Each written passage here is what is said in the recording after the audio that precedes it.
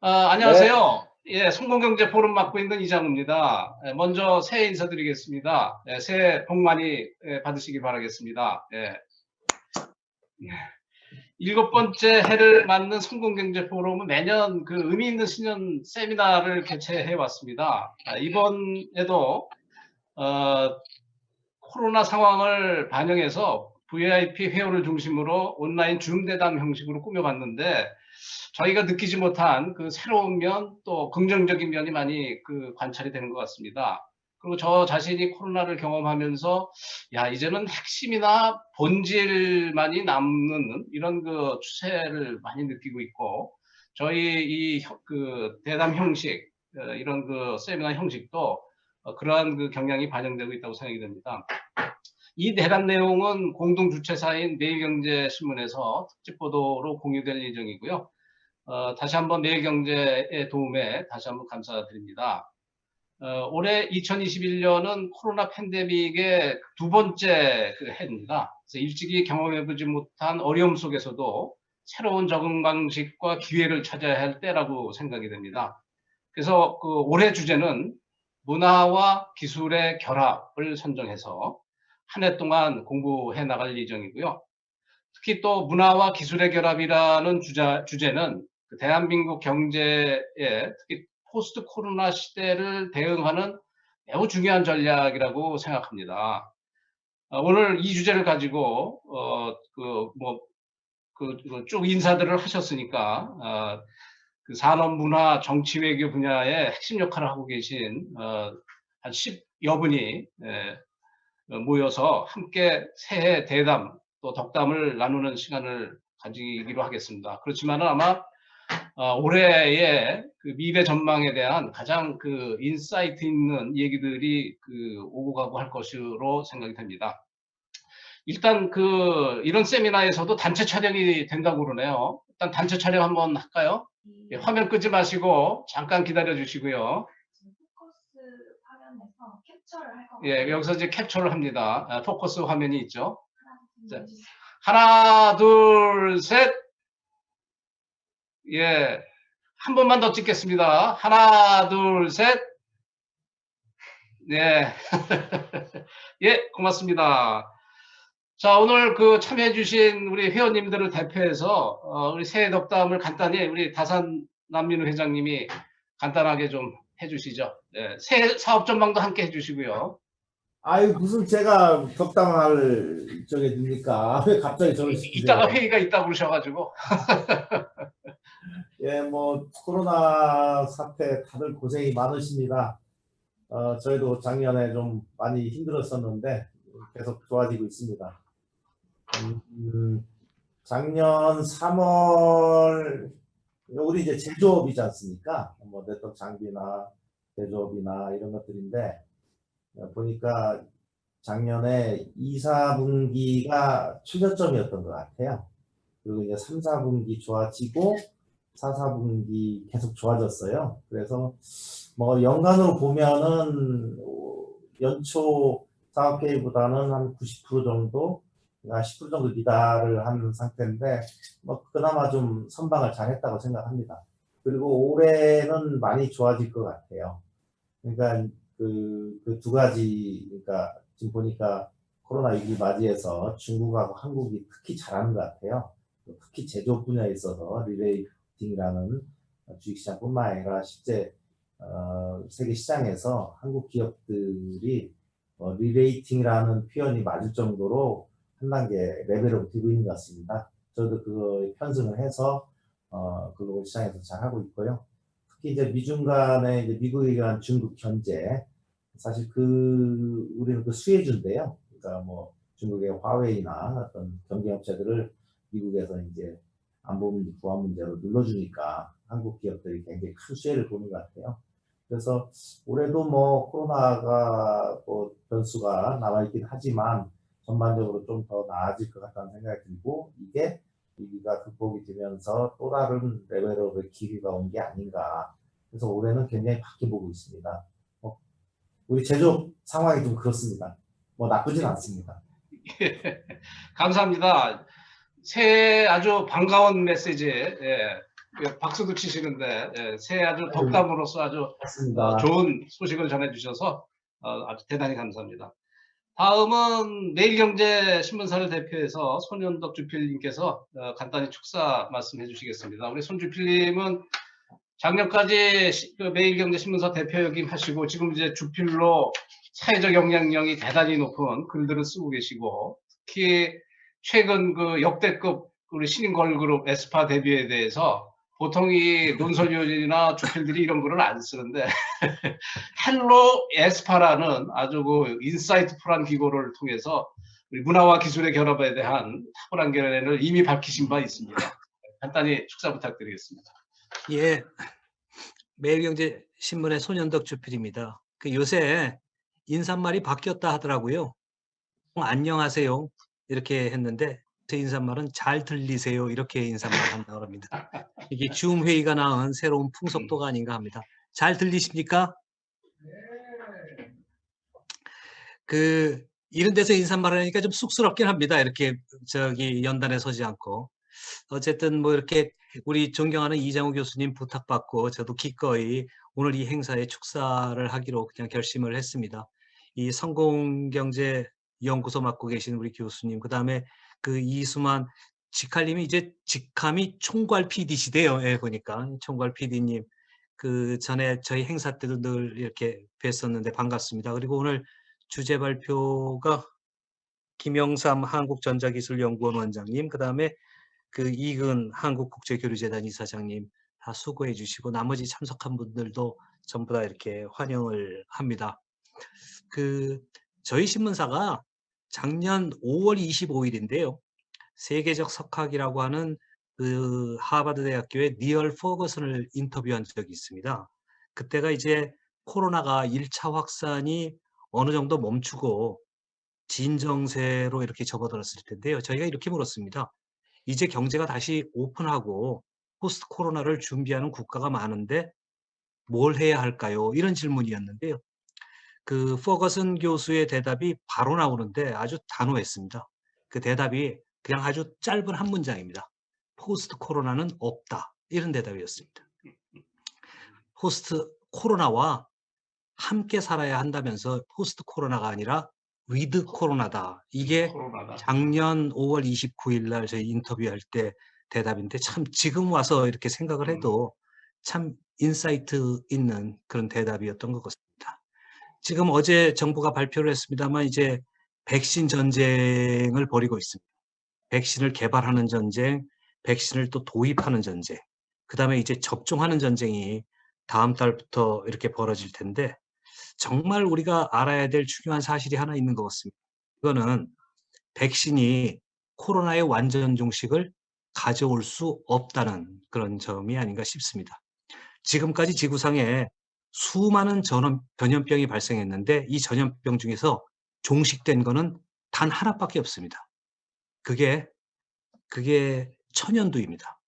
이 천연두가 영국의 에드워드 제너가 우리 이제 속된 말로 우드 백신, 두창 백신을 개발해가지고 종식시켰는데 그때가 1796년입니다.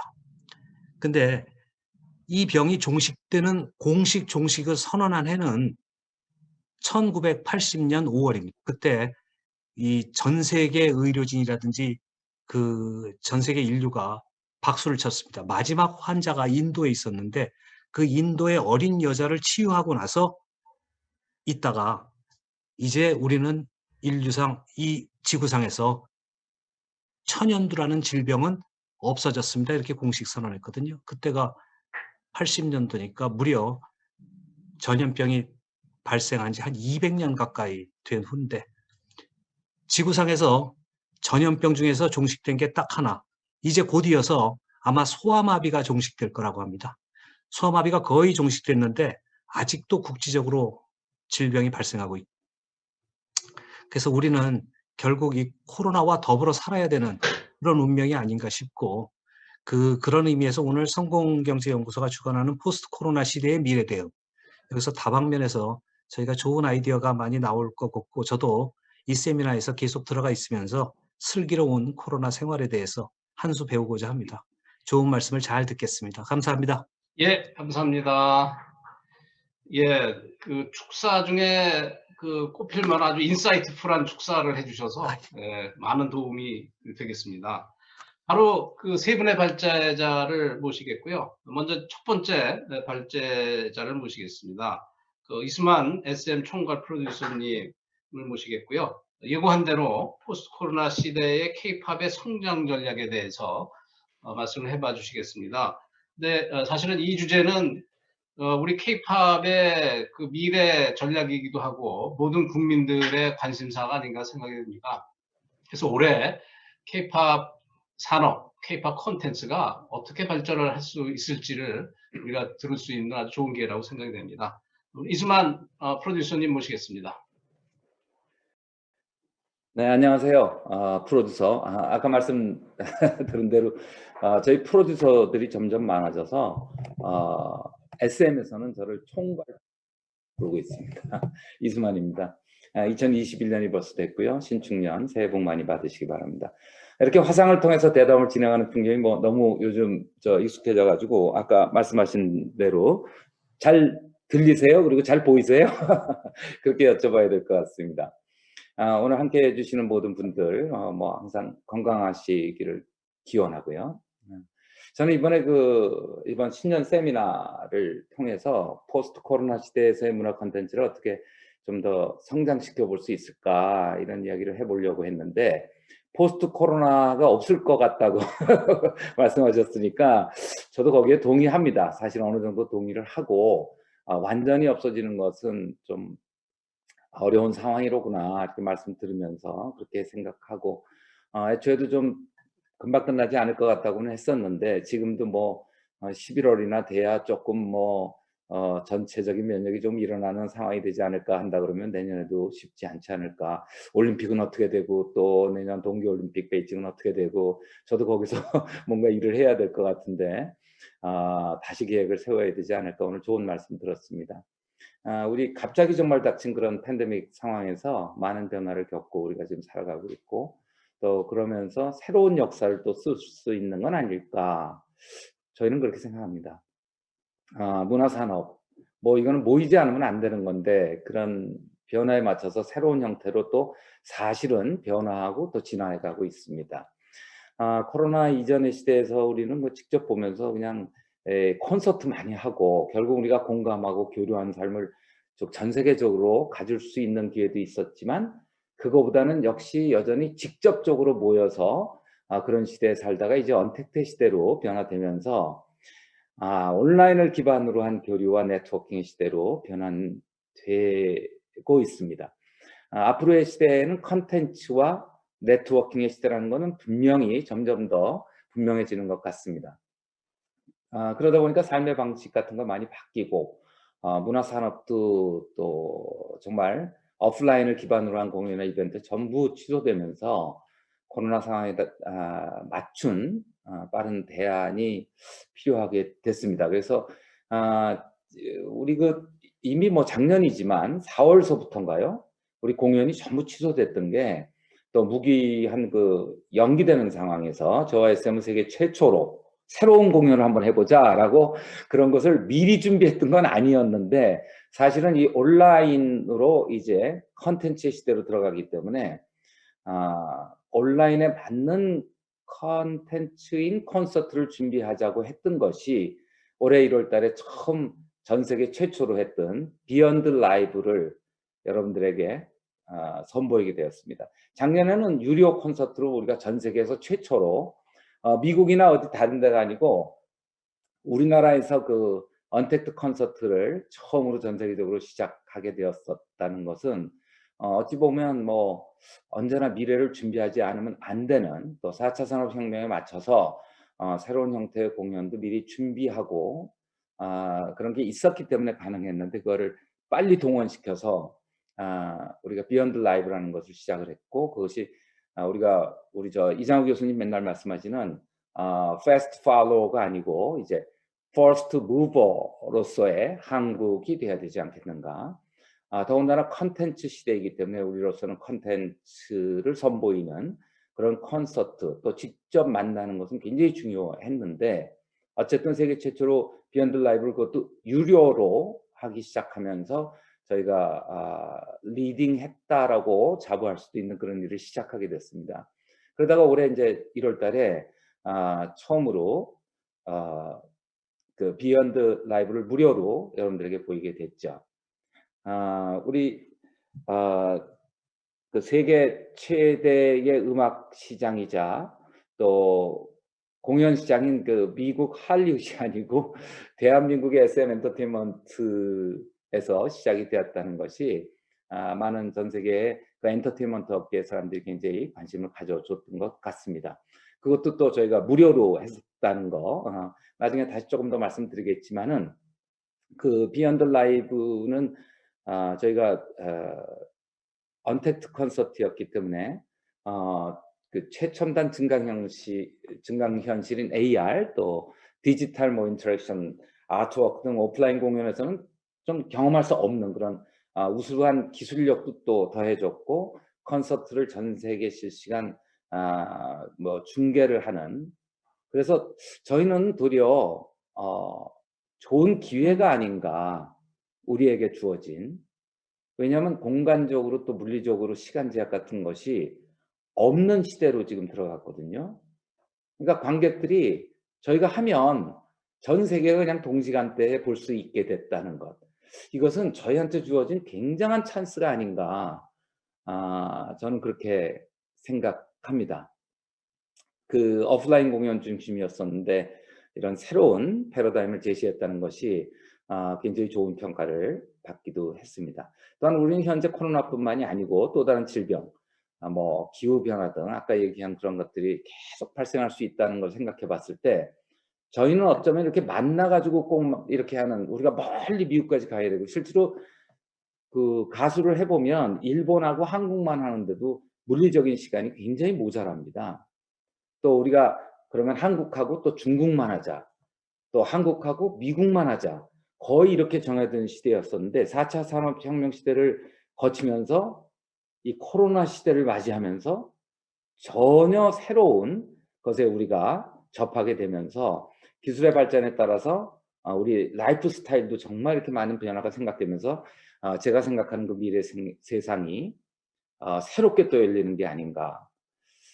우리가 더 그거에 대해서는 가장 큰 혜택을 받는 게 아닌가. 가장 어려울 때가 새로운 시작을 할 때 가장 좋은 때가 아닌가. 좌절만 하지 않으면 언제나 희망이 있다는 걸 좀 살면서 많이 경험을 했었던 것 같습니다. 제가 미래 세상은 뭐 그 로봇과 셀러브리티의 세상이다 이렇게 많이 말씀드렸었는데 대중들은 늘 그 셀러브리티에 관심을 가지고 또 셀러브리티의 모든 것을 알고 싶어 하고 이러지 않습니까? 우리가 사회적 거리를 두면서 코로나 이후에 이제 각자 집에서 시간을 보내면서 뭐 셀러브리티, 엔터테인먼트 분야를 향한 관심은 훨씬 더 굉장히 많이 커졌습니다. 음악 듣는 그 숫자나 이런 것들이 너무너무 많이 커졌고요. 우리의 그러다 보니까 K-팝의 그 뮤직비디오 같은 걸 내도 전에보다 훨씬 더 빠르게 이번에 에스파가 그냥 1억을 넘기는 게 어떠한 우리나라에서 최고의 기록을 신인이 세우게 됐는데 그것이 이 공간적 물리적인 시간을 우리가 굳이 겪지 않아도 문제를 겪지 않아도 되는 우리나라가 정말 크게 될 수 있는 좋은 찬스에 들어간 건 아닐까라고 희망적으로 저는 생각해 봅니다. 산업의 발달하고 뭐 디지털 디바이스, 인터넷 플랫폼의 발달에 따라서 그들이 모든 사람들이 좋아하는 그런 셀러브리티의 다양한 컨텐츠를 거의 전 세계가 거의 같은 시간에 동시에 저희가 그냥 공연하고 라이브로 그냥 하는 순간 바로 즐길 수 있다는 것. 옛날 같았으면 막 한 달, 두 달, 세 달 우리는 뭐 옛날에는 그 외국 거나 아예 뭐 보지도 못하게 했었고 AFKN 겨우 듣고 음악을 그렇게 외국 음악을 듣고 그랬던 시대에 저는 살았었기 때문에 이러한 향유 방식이 저희를 굉장히 발전시키고 우리가 전 세계에 알려지는데 너무너무 좋은 그런 상황이 된 건 아닐까라고 제가 좀 오버해서 그렇게 희망적으로 너무나도 어둡게 생각하는데 희망적으로 좀 생각해 보고 싶습니다. 모든 다양해지는 이런 컨텐츠 때문에 셀러브리티와 관계된 그 비즈니스가 더욱 중요해지는 세상이 되는데 우리 K-팝이 셀러브리티로서 또 앞으로도 이제 로봇도 셀러브리티로 만드는 그래서 지금 현재는 우리가 옛날에 그냥 직접 만나던 그야말로 진짜 퍼슨 투 퍼슨 만나던 시대에서 그 TV 라디오가 있는 미디어 시대가 그다음에 크게 도래했죠. 그 다음에는 플랫폼 시대가 인터넷과 함께 크게 도래했다고 볼 수 있습니다. 근데 플랫폼이 유통의 시대였다고 보인다면 이제 2000년대부터 그렇게 얘기하던 시대가 왔습니다. 즉 미디어, 라디오, TV에 이어서 플랫폼, 그 다음이 컨텐츠의 세상이라고 누구들 얘기하지 않습니까? 정확하게는 컨텐츠의 프로듀싱 시대이고 또 소비하는 시대여서 2000년대부터 예견했던 그 컨슈머 컨텐츠를 컨슈머들이 컨텐츠를 재창조하는 프로듀서가 되는 진정한 프로슈머의 시대가 지금 이미 들어갔습니다. 즉 플랫폼 시대가라고 얘기하는 것은 미디어 시대가 존재하고 플랫폼 시대가 존재하고 있지만 사실 더 정확하게는 정말 컨텐츠 시대라고 정말 얘기해야 될 것 같습니다. 그렇다면 플랫폼과 미디어는 뭘까라고 생각해 보면 그건 있는 거고요. 컨텐츠가 이제 플랫폼과 미디어가 되는 그런 세상이 됐습니다.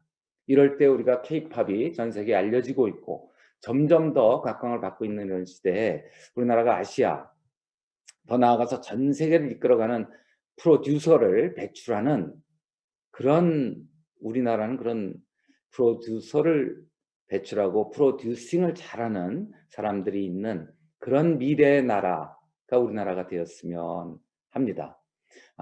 특히 셀러브리티 세상에는 그 빅데이터에 의한 로봇의 발달이 중요한 역할을 하게 될 것이다. 뭐 많이들 얘기하시고 저도 늘 하는 얘기인데요. 제가 엔지니어라서 그런지 이쪽으로 굉장히 관심이 많아서 특히 AI 기술의 발달로 인해서 개개인에게 특화된 그런 아바타들이 생겨나고 한 명이 아니고 물론 슈퍼컴퓨터로 얘기하면 다른 얘기가 되겠습니다만 빅데이터의 얘기를 해야 되지만 사람으로 따지면 한 명이 아니고 이런 우리 라이프 스타일에 스며들고 우리 삶을 같이 살게 되는 저에게는 조수 또 친구인 아바타가 우리가 한 10명씩 갖게 된다면 우리 인구가 5억이 되는 그러한 우리가 늘 인구가 적어서 열세였던 그러한 나라에서 우리가 5억 인구를 넘어가는 그러한 강대국의 면모를 갖추는 시대가 또한 와 있는 게 아닌가라고 저는 생각합니다. 아바타하고 셀러브리티하고 같이 사는 세상. 그렇지 않겠습니까? 지금 우리 언택트 시대에 들어오면서 뭐 지금 음악도 굉장히 많이 듣게 됐다 그러고 또 우리가 소비하는 그 컨텐츠가 굉장히 갑자기 많이 늘어나고 그러한 그 플랫폼에서 또 그런 사이트에서 보는 것들이 어마어마한 컨텐츠를 우리가 소화하고 있는 것이죠. 그래서 그런 세상을 올 것이라는 건 이제 점점 더 명확하게 보이게 되는 것 같습니다. 제가 이런 세상이 올 것이다 라고 저는 정말 너무 많이 얘기하고 있는 것 같긴 한데요. 이런 세상을 넘어서게 되면서 우리는 이제 또한 컨텐츠의 세상과 네트워킹의 시대라는 것을 그리고 진정한 컨슈머가 리얼한 진정한 프로듀싱하는 프로듀서의 시대, 프로슈머의 시대를 정말 누가 봐도 지금 재창조하고 있는 어떤 컨텐츠가 하나 나오는 걸 전부 재창조해서 새로 만들어내는 그런 시대에 있다는 것을 다시 한 번만 이렇게 쳐다보면 우리가 진정 느끼고 정말 알 수 있을 것 같습니다. 진정한 프로슈머의 시대 그리고 컨텐츠의 시대가 드디어 플랫폼과 미디어 그리고 저절로 채널이 이제 그 많은 채널을 우리는 그냥 컨텐츠로 채우기만 하면 되는 그런 시대가 된 것 같습니다. 우리 로봇의 세상과 어떻게 보면 아바타의 세상이 도래하는 이러한 시대에 그야말로 거대 버추얼 제국이 등장할 것이다 라는 말처럼 우리나라가 그렇게 되는 건 아닐까. 인구가 5억이 넘어가는 그런 아바타가 저절로 저희와 같이 이렇게 우리는 얼리 어댑터인 나라고 우리나라 사람들이 정말 똑똑하다라는 건 저는 매번 외국에서 일을 할 때마다 정말 많이 느끼고요. 우리 남자들이 똑똑한 것도 있지만 사실 우리나라의 여자분들이 굉장히 많이 똑똑해서 남자들도 많이 좀 일이 쉬워지는 건 아닌가, 저는 엉뚱하게도 그렇게 또 생각해 봅니다. 우리 아내로서의 와이프가 똑똑하기도 하지만 우리 같이 일하는 분들도 그래서 아마 우리나라가 가장 앞서가는 나라가 된다라는 쪽으로 자꾸 이런 거를 생각을 해보게 되고, 그런 가능성이 어디서 나올까, 그런 생각을 많이 해보는 저로서는 여러 가지 지금 팬데믹 시대에서도 좋은 쪽으로, 그래서 앞으로 미래는 그 나노테크, 또 바이오 기술, 그리고 AI 등 그런, 우리가 보통 세 가지를 얘기하고 있지 않습니까? 그래서 그러한 신기술로 만들어가는 뉴 노멀 시대로 진입하고 있는데, 이러한 변화 속에서 저는 저희가 하고 있는 컬처 테크놀로지라는 문화의 기술로 K-팝의 새로운 방향성을 제시하고 있습니다. 앞서 말씀드린 것처럼 뉴 노멀 시대는 셀러브리티와 로봇의 세상이 될 것이다, 저는 이렇게 주장하고 있는데, 이러한 세상의 변화에 맞춰서 저희 SM이 하고 있는 것은 SM 컬처 유니버스라는 것을, 지금 저희는 그러한 비전을 제시하고 있습니다.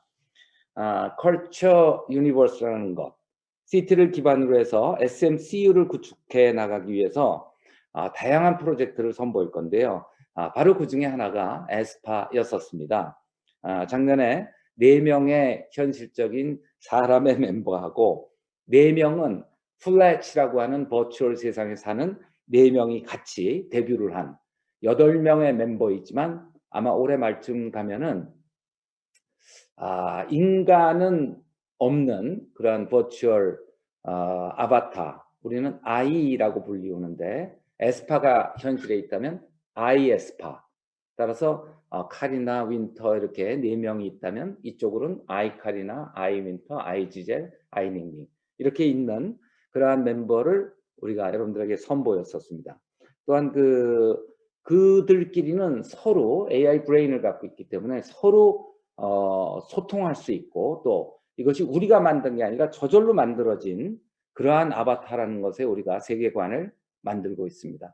그 세계관 속에서 그들한테 배우고 같이 살고 새로운 세상을 접하면서, 이제 또 한 명이 퓨처링도 하면서 9명의 멤버를 아마 올 가을쯤은 선보이게 될 것 같고요. 또 굉장히 강력한 세계관을 만든 것이 엑소서부터 만들고 이렇게 저희가 만들어 왔었는데, 에스파는 다른 때보다 훨씬 더, 다른 팀보다 더 강한 굉장한 세계관을 갖고 있습니다. 그러한 플래시라고 하는 곳에 버추얼 세상에 살고 있는 에스파와 우리의 삶은 어떻게 커뮤니케이션 되고 어떻게 교감하고 어떻게 삶을 이어나갈 것인가를 어쩌면 제시해보는 그러한 SM 컨텐츠 유니버스, 그 안에는 또한 세상의 유니버스도 있지만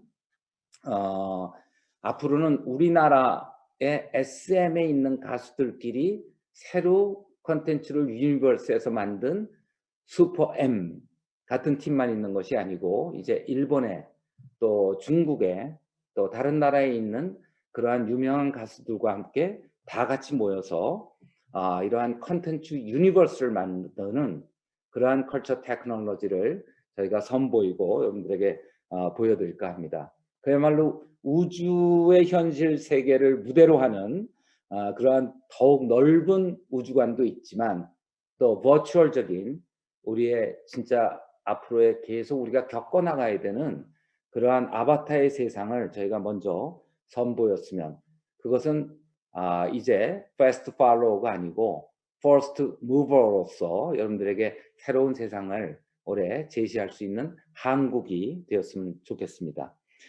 이러한 놀라운 일들을 만들어줄 수 있는 어떤 라직, 제가 엔지니어라서 그런지 저는 꼭 이 라직이 있어야 되고 이렇게 뭐 포맷처럼 포뮬라를 만들어야 되고, 그런 것을 컬처 테크놀로지라고 말씀드리는데, 이 중요한 것은 컬처 테크놀로지는 이게 성문화돼서, 즉 문서화돼서 책으로 있어야 된다. 우리가 도자기를 만든 게 책으로 없었기 때문에 얼마나 많은 로열티를 손해보고 있는가, 그런 생각을 하고 있는데요. 책으로 있어서 저희는 그 SM의 깊은 어디 비밀스러운 장소에 그 책이 쿵푸의 비법처럼 거기에 숨겨져 있습니다. 언제든지 저희는 오픈할 생각이 있고, 보고 싶은 분들은 연락해 주시면 저희가 오픈하도록 하고요. 거기에 있는 라직 자체도 계속 바꿔가면서 컬처 테크놀로지라는 것으로 저희 한국이 퍼스트 무버가 되는, 또 이렇게 프로듀서들이 너무너무 훌륭한 프로듀서들이 많이 있는 우리나라에 이런 새로운 프로듀싱으로 좋은 컨텐츠를 보이면서 저희 같은 경우에는 SMCU, SM 컨텐츠 유니버스를 보이는 올 한 해가 됐으면 좋겠고요. 컬처 테크놀로지는 저희가 보통 여러분들에게 말씀드릴 때 컬처 크리에이션하고 또 컬처 디벨롭먼트하고 컬처 익스펜션, 이렇게 세 가지가 돌아가면서 이어지고 있는데요. 그 가운데 가장 중요한 것은 humanity라고 정의하고 있습니다. 그래서 우리 SM 타운 라이브 컬처 휴머니티라는 그 타이틀로 만든 이유가 올해 1월 달에 무료로 선을 보이게 되면서 SM 타운 라이브를 언택트로 하면서 그 컬처 휴머니티라는 제목으로 하게 됐습니다. 우리가 무료로 해서 전에 유료로 했을 때보다는 훨씬 더 많이 SM 패밀리 콘서트를 보시게 됐고요. 그렇게 보게 되니까 우리나라에서는 기록을 세웠습니다. 전 세계적으로도 많이 없는 기록이긴 하지만은 186개국에서 무려 3,580만 정도의 스트리밍을 실시간으로 다 같이 보게 되는 그러한 기록을 세웠습니다. 아까도 말씀드렸지만은 물리적, 시간적 제약 없이 또 음악은 장벽이 없다는 것을 우리가 케이팝을 갖게 됐고, 또한 특별한 언어가 필요 없이 그런 소통할 수 있고, 또 이러한 것들을 통해서 우리가 어떠한 서로가 위로와 치유가 되기도 하는 그런 음악을 통해서 우리가 이제 베스트 팔로우에서 퍼스트 무버로 나가는 그러한 올해가 된 것이 아닌가. 전 세계 케이팝 밴드의 휴머니티를 축복하고 자축하기 위해서 올해 1월 1일 날 무료 공연을 기획했었던 것, 더 나은 세상을 위해서 서로 배려하고 겸손하고 사랑하자, 이런 말들을 했습니다. Be kind, be humble, be the love 라는 메시지를 또 이번 공연을 통해서 휴머니티를 같이 전하기도 했습니다. 이렇듯 많은 지금처럼 힘든 시기라고 하는데요, 도리어 우리는 좋은 음악 공연을 통해서 좀 많이 즐기시고 큰 힘을 내시기 바라고, 도리어 이렇게 어렵고 좌절이 없다면 저희로서는 새로운 시작이 아닌가. 그리고 우리나라에게 어쩌면 앞으로 AI가 또 아바타가 새로운 세상을 우리가 G4까지는 아주 오래 쉽게 올라갈 수도 있지 않을까 하는 희망을 가져봅니다. 앞으로도 저는 휴머니티를 핵심 가치로 전 세계인에게 위로가 되고 기쁨이 되는 음악을 만들고 미래 엔터테인먼트 세상을 이끌어갈 SMCU를 만들어 가고자 합니다. 많은 응원해 주시고요. 예. 엔터테이닝이니까 그냥 즐겨주시기 바랍니다. 그냥 저희를 보고 비판보다는 그냥 즐기시고 박수 많이 쳐주시면 열심히 하겠습니다. 감사합니다. 예, 감사합니다. 예, 어려운 시기에 희망적인 메시지를 주셔서 감사드리고, G4라고 말씀드렸죠. 4대 강대국을 문화의 힘으로 올릴 수 있는 또 기대감을 낳고요. 그다음에 에스파가 8명이 아니라 9명이 되는 게 아직 공식화가 안 된 것 같은데. 네, 공식적으로는 8명이고요. 휴먼 빙은 4명이고, 리얼 휴먼, 그리고 아이 아바타가 4명인데, 이제 한 명은 리얼 휴먼이 없는 아바타가 탄생이 지금 되고 있습니다. 그래서 아마 같이 공연도 하고, 그 친구는 인간 세상에 나오고 싶어 하는 아바타여서 리얼 휴먼으로서는 아니지만 우리가 볼 때 미래에 있는 로봇처럼 리얼 휴먼으로 보이는 나비스라고 하는 아이가 피처링으로 9명으로 선을 보이는 그런 컨텐츠가 있을 거고, 나비스는 따로 인간 세상에서 다 아바타로서 활동을 하게 될 겁니다. 예, 여태까지는 소문으로만 도는 얘기인데 매경제를 통해서 공식적으로 9명이 된 걸로 생각하겠습니다. 계속해서 이제 두 번째 발표로 이어지겠습니다만은 너무 또 발표만 들으면은 지루할 것 같아서 우리 또 듣고 계신 우리 또 이 분야의 또 많은 경험과 기술을 축적하고 계신 우리 홍원표 삼성 SDS 고문님 잠깐 모시고 코멘트 잠깐 좀 들어보기로 하겠습니다. 네, 안녕하십니까. 네, 소개받은 홍원표입니다. 제가 삼성그룹에 14년간 근무를 하고 최근에 대표이사직을 물러나서 고문이 됐기 때문에 우리 이장우 교수께서 저를 고문이라고 소개를 하신 것 같습니다. 한 9년 정도는 삼성전자에서 이제 하드웨어 관련된 비즈니스, 스마트폰 관련 비즈니스를 집중해 왔고요. SDS에 와서 한 5년 동안 좀 전에 우리 이수만 총괄 PD님이 말씀하신 그런 플랫폼 그리고 클라우드를 기반으로 한 전체적인 컨텐츠의 디스트리뷰션 시스템과 관련된 또 기술 노하우, 그다음에 시스템 인테그레이션을 통해서 저희가 이런 컨텐츠 사업을 하는 분들을 도와줄 수 있는 그런 프로젝트 이런 쪽에서 일을 많이 해왔습니다.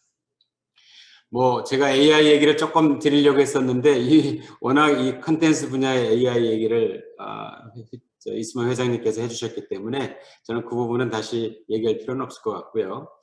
이 코로나 때문에 이제 백신이 주는 앞으로의 이 백신이 갖춰진 나라와 그렇지 못한 나라, 또 백신을 맞은 개인과 백신을 아직 맞지 못한 개인으로 이렇게 나눠질 정도로 이제 백신이 사회에 주는 임팩이 굉장히 클 것 같습니다. 이 IT 분야에서의 또 백신이라는 개념이 있는데요. 이 IT 분야에서 백신은 저희 IT 분야의 전문 용어로 하면은 그거는 보안이라고 저희가 얘기를 합니다. 사이버 시큐리티 이슈죠. 예, 그래서 이 사이버 시큐리티 이슈가 이 컨텐츠와 관련되는 이제 분야에서도 굉장히 중요한 역할을 이제 이미 하고 있고 앞으로도 이제 더 좋은 컨텐츠, 더 유니크한 그런 내용이 들어있는 컨텐츠 이 보안이 점점 중요해질 텐데 제가 이제 여담으로 한 가지만 좀 말씀드리면 삼성그룹에 25개 큰 회사들이 있는데요. 그 25개 회사에 일주일 동안 들어오는 해킹의 시도 수가 1000만 건이 넘습니다. 그래서 이 삼성그룹 전체의 사이버 시큐리티를 책임지고 있는 삼성 SDS에서는 일주일에 1000만 건 이상의 그 해킹이 들어오는 시도를 어떻게 여하이 잘 방어하느냐는 것도 IT 분야에서 엄청난 기술의 발전인데요. 이러한 부분이 이미 컨텐츠를 다루고 있는 이러한 그 엔터테인먼트 회사들의 플랫폼에도 아주 중요한 내용으로 다루고 있어서 이것도 한 가지 제가 말씀드리고 싶었습니다. 이 소프트웨어가 결국은 핵심인데요. 소프트웨어를 잘 보면 약간의 레이어를 가지고 있습니다. 밑에는 클라우드라고 하는 이제 이 딜리버리 플랫폼이 있고요. 제일 위에는 우리 이수만 회장님이 말씀하신 대로 컨텐츠가 돌아가는 애플리케이션, 서비스라고 할 수 있겠죠. 그리고 중간에 엄청나게 중요한 미들 레이어가 있습니다. 그 안에 오늘 좀 강조를 많이 해주신 인공지능, 그 다음에 빅데이터 분석, 그 다음에 IoT에 대한 플랫폼의 이 디스트리뷰션 네트워크, 그 다음에 요새 새로운 네트워크 경제 시스템으로서 컨텐츠에도 굉장히 영향력을 줄 것 같은데요. 블록체인. 이렇게 큰 4가지 꼭지에 중간 레이어에 해당되는 그런 소프트웨어 기능들이 있습니다. 이미 인공지능에 대해서는 말씀을 많이 해주셨는데요. 한국은 인공지능 분야에서 앞서가는 나라인지 뒤처져 있는 나라인지가 좀 약간은 애매모호한데 적어도 엔터테인먼트 인더스트리에서 활용되고 있는 AI 수준은 제가 보기에는 아주 제가 확신을 갖고 얘기하는데 전 세계 탑 국가라고 생각을 합니다. 그거는 국가적인 차원도 있겠지만 이렇게 SM과 같은 그런 회사들이 이런 부분에 리딩하고 있기 때문에 가능한 거라고 볼 수 있는데요. 저희들은 농담으로 그런 얘기를 합니다. 인공지능 부분에서는 인공지능을 개발하고 활용할 줄 아는 그룹, 그 다음에 인공지능이 시키는 대로 해야 되는 그룹, 이렇게 크게 둘로 나눠볼 수 있다는 거죠. 지금 말씀하신 내용을 들어보면 인공지능을 활용할 뿐만 아니라 다음 인공지능이 가야 될 방향까지 제시할 가능성이 있는 그런 말씀들 좀 해주신 것 같습니다. 제가 한 가지만 말씀드리고 이제 끝내려고 하는데요.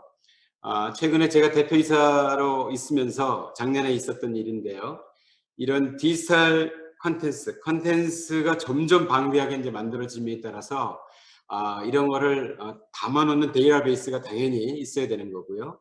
이러한 데이터베이스를 적절한 방식으로 컨텐츠를 분류하고 또 제대로 저장을 하고 또 말씀하신 대로 그 필요한 그런 사람들과 필요한 고객과 그리고 필요한 파트너들한테 그들이 어디에 세계 어디에 있든 간에 신속하게 배포하고 그리고 좀 전에 말씀드린 대로 해킹이 일어나지 않도록 철저하게 사이버 보안을 책임져주는 이러한 플랫폼이 이제 필요한데요.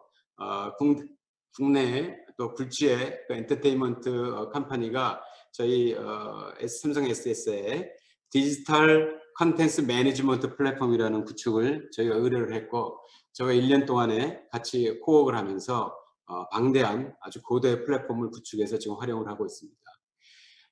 저희가 이 클라우드 당연히 기반이고요. 이렇게 클라우드와 데이터베이스와 그 다음에 좀 전에 말씀드린 보안, 그 안에 당연히 빅데이터 분석과 인공지능 기능도 들어가 있습니다. 이렇게 IT가 해줄 수 있는 컨텐츠 발전에 기여할 수 있는 부분이 많다고 말씀드릴 수 있겠습니다. 마지막으로 이 새로운 네트워크 경제, 좀 전에 제가 말씀드린 대로 새로운 네트워크 경제 시스템의 블록체인이 이 엔터테인먼트 인더스트리에도 좀 더 적극적으로 받아들여진다면 결국은 블록체인은 신뢰도와 그 다음에 투명성을 기반으로 하는 플랫폼이기 때문에 음악 콘텐츠의 투자 그리고 거래 활성화를 하는데도 굉장히 기여를 할 수 있지 않을까 이렇게 생각을 해봅니다. 이제는 음악과 IT의 융합은 이제 산업 간의 융합을 넘어서서 우리 삶의 아주 기본이 되지 않을까 그렇게 생각을 합니다. 감사합니다. 예, 유익한 코멘트 감사드리고요. 다음으로는 김영삼 한국전자기술연구원 원장님 발표 제목은 포스트 코로나 시대에서 기술 혁신 전략입니다만은 발표하시는 가운데 그 한국전자기술연구원에서 키우고 있는 AI도 잠깐 소개하실 거라고 생각이 되는데 기대가 됩니다. 모시겠습니다. 예. 네, 안녕하십니까. 한국전자기술연구원 원장 김영삼입니다. 우선 그 캐티에 대해서 소개를 좀 해드리겠습니다. 캐티는 1991년도에 전자산업의 대중소기업 78개 기업이 출연해서 설립된 국내 유일한 민간 태생의 전자 IT 분야 공공연구기관입니다. 산업기술자원부 산하의 전문생산기술연구원이고요. 올해가 설립 30주년이 됩니다. 저희가 지난해 전자부품연구원에서 한국전자기술원으로 공문 명칭을 변경을 했는데요. 부품이 갖는 그 한계성 때문에 또 연구 범위는 4차 산업혁명을 맞아가지고 굉장히 확대가 되고 있기 때문에 그 시류에 맞게 전자기술연구원으로 공문 명칭을 변경하게 되었습니다. 저희는 올해 예산 한 2,200억 정도 되고요. 6개 연구본부와 1개 연구단, 그리고 2개 경영본부와 3개 지역본부로 구성되어 있습니다. 총 정규직 인원은 460명 정도 되고요. 비정규직까지 합치면 한 1,200명 정도 규모가 되겠습니다.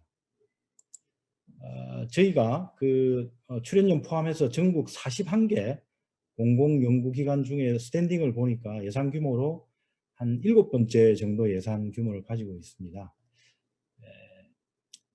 최근에 이제 IT 기술과 전자기술을 포함한 4차 산업혁명 기술이 이제 수요가 늘어남에 따라서 저희 캐티의 연구 예산은 더욱더 커질 것으로 예상이 되고 있습니다.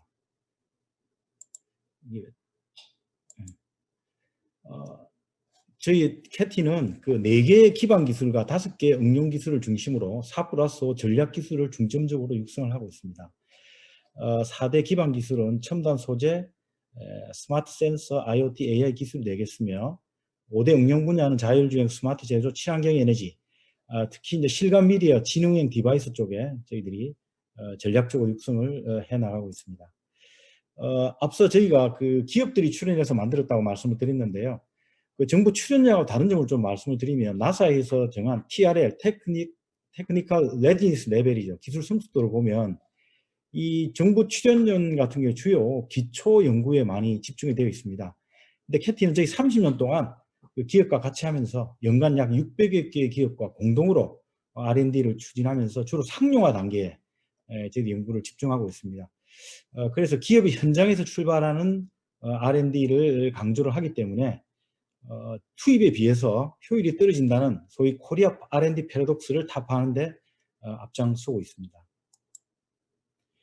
가장 최근에 소개된 저희들 기술을 소개하면 우리 3개 중소기업들과 같이 협업을 해서 캐티의 데이터 허브 플랫폼 기술, 저희가 모비우스라는 플랫폼 기술이 있습니다. 그걸 협력을 해서 코로나19 확진자를 통상 하루 걸리던 것 갖다가 10분 만에 파악하는 그런 기술을 소개를 해서 세계는 물론 MBC라든지 정부 발표에 인용이 된 적이 있습니다.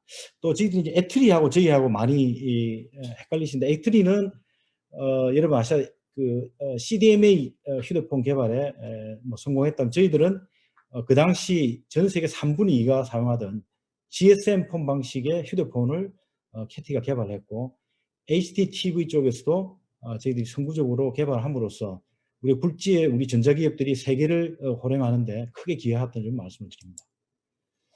본격적으로 포스트 코로나 시대의 기술 혁신 전략에 대해서 말씀을 드리겠습니다. 이장욱 이사장님께서 위기 때 혁신이 촉진된다고 말씀을 하셨습니다. 사실 저희가 포스트 코로나 시대에도 저희한테 새로운 위기이자 기회입니다. 그래서 저희는 크게 3가지 필러를 추진을 해야 된다고 생각이 되고, 자세히 하나하나 말씀을 드리도록 하겠습니다. 우선 첫 번째, 소재 부품 장비 경쟁력 강화입니다. 이 사진은 시스템 반도체 비전 선포식을 VIP께서 참석하신 장면인데요. 저희가 캐티가 이때 수급 기업의 협의체 간사기관으로서 이때 참여한 기업들의 연락책을 맡아드렸습니다.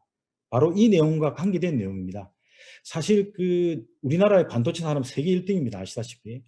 근데 정부가 이렇게 대기업 중심의 반도체 산업이 세계 1, 2를 달리니까 바로 반도체 R&D 지원 예산이 삭감이 됩니다. 2010년도에 1,100억 규모가 2017년도에 300억으로 떨어지고, 심지어 2016년도에는 신규 지원 예산이 제로입니다. 이렇게 되다 보니까 탑2 기업인 삼성전자와 SK는 엄청난 실적을 보이는 반면에 중소 중견기업들은 매출이 50% 이상 감소하고 영업 적자도 40%가 확대되는 이런 양극화 현상이 심화가 됐습니다. 특히 서울대 반도체 석박사 인력 현황을 보면 2005년도에 100여 명에 이르던 인력이 2014년에는 불과 40명 수준으로 떨어지고 맙니다. 이렇게 되다 보니까 우리가 메모리 반도체 쪽에서는 글로벌 시장의 73%를 차지를 하면서 엄청난 경쟁력을 확보한 반면에 부가가치가 훨씬 높고 앞으로 4차 산업혁명 시대가 되면 더욱더 시장의 잠재력이 커지는, 시장 규모도 훨씬 큰 시스템 반도체는 형편없는 점유율을 보이고 있는 것입니다. 자, 그래서 핵심 융합 산업은 이 대기업 중심으로 가서는 안 됩니다. 그래서 밸류체인 전반으로 투자가 확대되어서 산업 저변이 확대되고 강소기업이 동시에 육성되는 그런 전략이 필요합니다. 저는 2차 전지가 제2의 반도체 산업으로 육성될 것으로 확신에 맞지 않습니다. 특히 향후 AI 등 모든 기술이 엣지 단말단에서 처리가 되면서 모든 제품이 배터리와 연결되는 BOT 시대가 도래가 될 것입니다. 우리나라 대기업들이 경쟁력이 있는 것은 세일 분야입니다. 하지만 소재 쪽은 거의 해외에서 조달을 하고 있습니다. 우리나라 중소 중견기업들이 소재 쪽에도 기술 개발을 할 수 있도록 수요 연계와 R&D가 필요하다고 생각되고요. 저희 전자부품연구원은 전고체 배터리를 기술을 개발해서 이 기술 이전에 성공을 했습니다. 이렇게 산학연 협력을 강함으로써 우리 산업 생태계가 확장될 수 있도록 하는 노력이 반드시 필요하다고 생각됩니다. 그래서 여기 나와 있듯이 중소중견기업들의 신뢰성이라든지 공동 R&D, 인력 양성, 수요 공급형 매칭, 이런 4가지 요소들이 함께 공유되고 함께 이게 협력 생태계로서 조성이 되는데, 여기서 바로 정부의 역할이 필요하고, 캐티는 이런 4가지 요소에 핵심되는 요소들을 다 가지고 있다는 것을 말씀을 드립니다. 특히 이제 소부장은 인내 자본을 축적을 위한 투자로 패러다임을 전환할 필요가 있습니다. 이사장님께서 K-팝 성공은 어느 날 갑자기 등장한 행운은 아니다. HOT 데뷔부터 시작해서 20년 동안 계속된 축적의 결과가 K-팝입니다. 우리 소형 2차 전지의 1위를 차지하고 있는 삼성 SDI도 이미 97년도에 IMF 구제금융이랑 엄청난 파고 앞에서 대규모 설비 투자를 과감하게 또 경영진의 강력한 의지로 추진해 왔기 때문에 오늘의 결과가 있었던 것으로 생각이 됩니다. 이렇게 소재 산업은 기술이 장기간에 걸쳐 사람의 노하우로 축적되기 때문에 장기 투자를 통해서 인내자본을 확보하는 것이 중요하다고 생각됩니다. 다음으로 탄소 중립 달성에 대해서 말씀을 드리겠습니다. 워낙 큰 주제이고 여러분들이 최근에 이슈가 되면서 많이 아시겠지만 대한민국을 포함한 전 세계 주요 국가들이 2050년 탄소 중립을 선언한 바가 있습니다. 이것은 배출되는 탄소량과 흡수되는 산소량이 같아서 순배출이 제로가 되는 그런 상황입니다. 그래서 이것은 단순한 비전이 아니고 실질적인 조치가 수반되어야 되는 그런 상황입니다. 이 새로운 무역 장벽으로 작용할 가능성이 높습니다. 여러분이 잘 아는 미 캘리포니아 등 10개 주에서는 이미 자동차 등 일부 산업 규제 정책을 시행 중에 있으며 미국하고 EU 등에서는 탄소 국경세를 도입을 추진하고 있습니다. 반면에 저희 나라는 온실가스 배출량 OECD 5위입니다. 여러분 잘 아시다시피 에너지 다소비 업종인 제조업의 비중이 높고 또 석탄 발전의 비중이 굉장히 높습니다. 그래서 여기에 대한 선제적인 대응이 없이는 우리나라가 굉장히 경제에 타격을 미칠 가능성이 크다고 생각합니다. 그래서 실질적인 기술 전략이 뒷받침되는 분야별 종합 로드맵이 필요하다고 생각이 됩니다.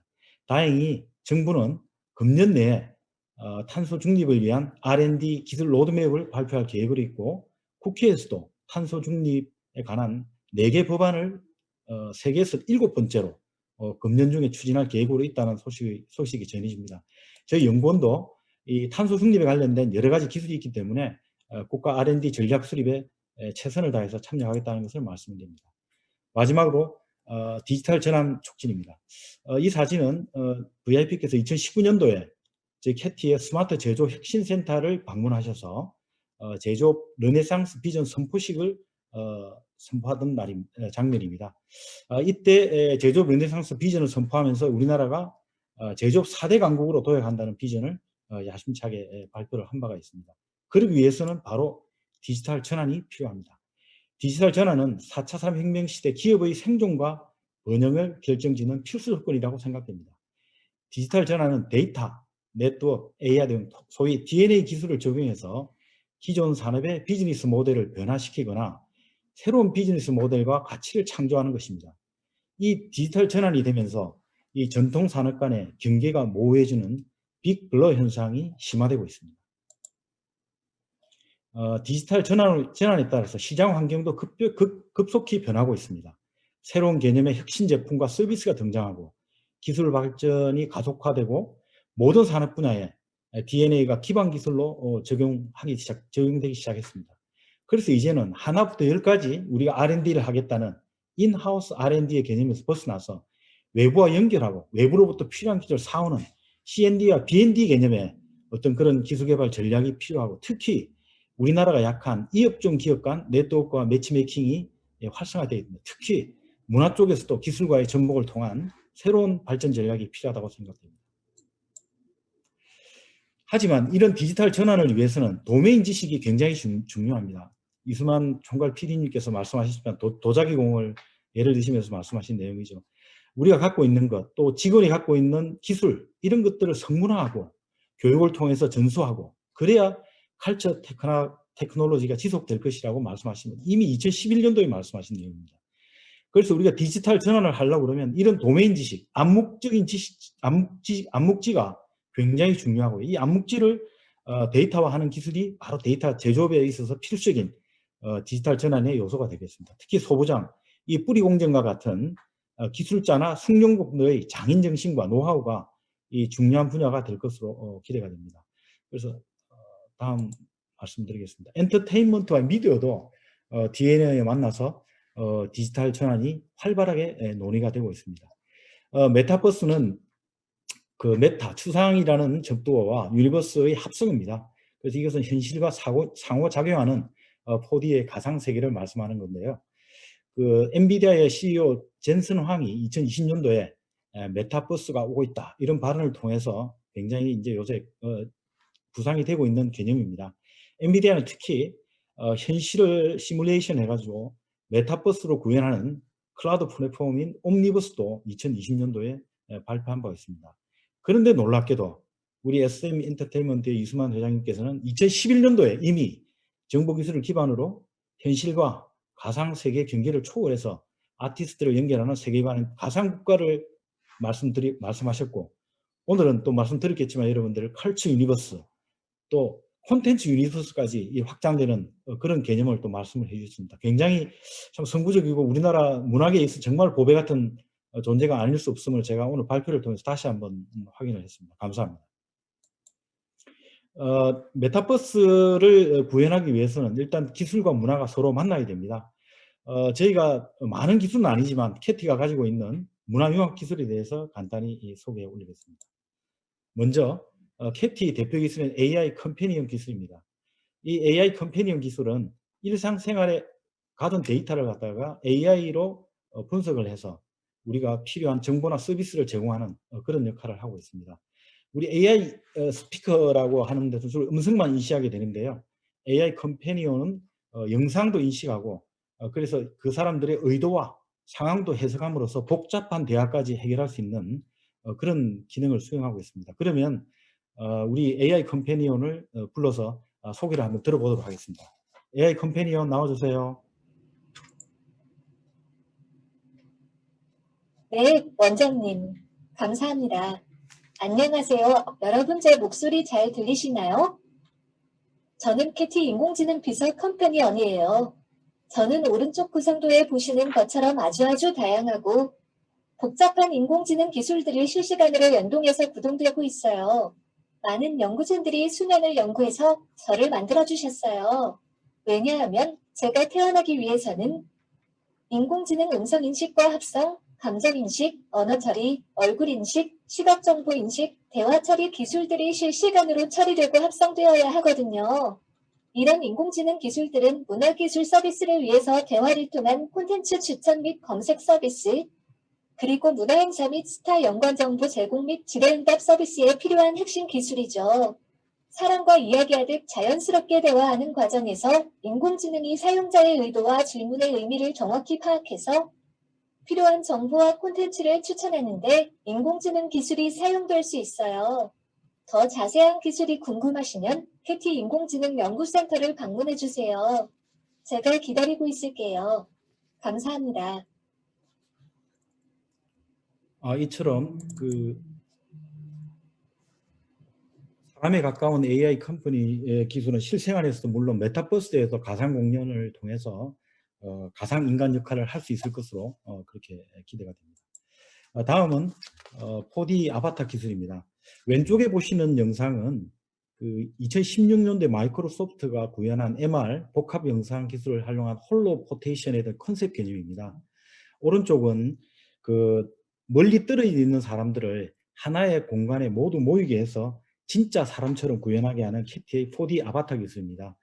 4D는 3D에다가 시간과 동작의 개념이 합산된 그런 차원이라고 보시면 되겠고요. 그 4D 영상을 획득, 압축, 전송하고 복원하는 그런 기술을 가지고 있습니다. 저희 4D 아바타 기술은 8명 이상 많은 사람들이 한 공간에 모여서 진짜 사람처럼 아바타를 구현하는 그런 기술이 되겠는데요. 이것은 기존에 우리가 그래픽 모델에서 보는 바와 다르게 실제 사람하고 가까운 어떤 4D에 기반한 아바타이고요. 또 사람의 동작이 바로 아바타로 연결해서 실시간으로 전송이 되는 어떤 그런 기술이 되겠습니다. 그렇기 때문에 메타버스에 앞서 가상 공연과 같은 문화 콘텐츠에 활용할 수 있지 않을까 이렇게 생각이 듭니다. 다음은 오감 플랫폼입니다. 오감 플랫폼은 VR, AR, 햅틱 센서 등의 다양한 입출력 인터페이스를 통합해서 사람의 동작을 인식하고 오감을 자극하게 되는 어떤 그런 기술입니다. 각종 센서가 통합된 다양한 형태의 디바이스를 통해서 몰입감을 높일 수 있는 어떤 그런 기술입니다. 잠시 오감 플랫폼 동영상을 보시겠습니다.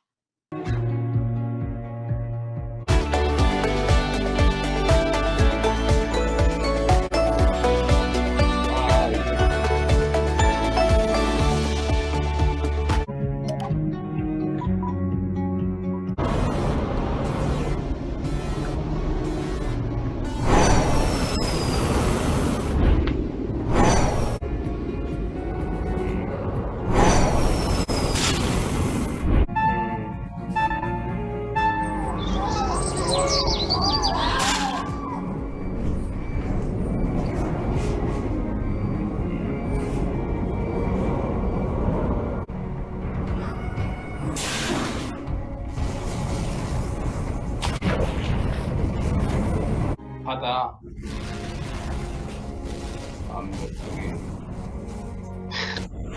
완벽 텐데서 잘 봤습니다. 예, 이처럼 그 캐티는 메타버스를 구현하기 위한 핵심 기술들을 개발하고 있습니다. 4D 아바타 기술은 AI 컴패니언과 만나 가상 세계에서 정보를 제공하는 사람과 똑같이 생긴 AI 아바타를 생성할 수 있습니다. AI 컴패니언과 오감 플랫폼이 더해지면 대화는 물론 온몸으로 상호 소통하는 실감 인터랙션을 가능하게 할 것입니다. 오감 플랫폼은 아바타를 실제 사람처럼 구현하는 4D 아바타 기술과 만나 입장감과 몰입감을 높여줄 것입니다. 메타버스는 미래에 확실히 열릴 것으로 예상은 되지만 아직 확실한 개념조차 정립되지 않은 미지의 세계입니다. 무엇을 어떻게 만들지 논의해가는 과정이 중요합니다. 기술은 어떻게 구현할지, 즉 하우에 해당합니다.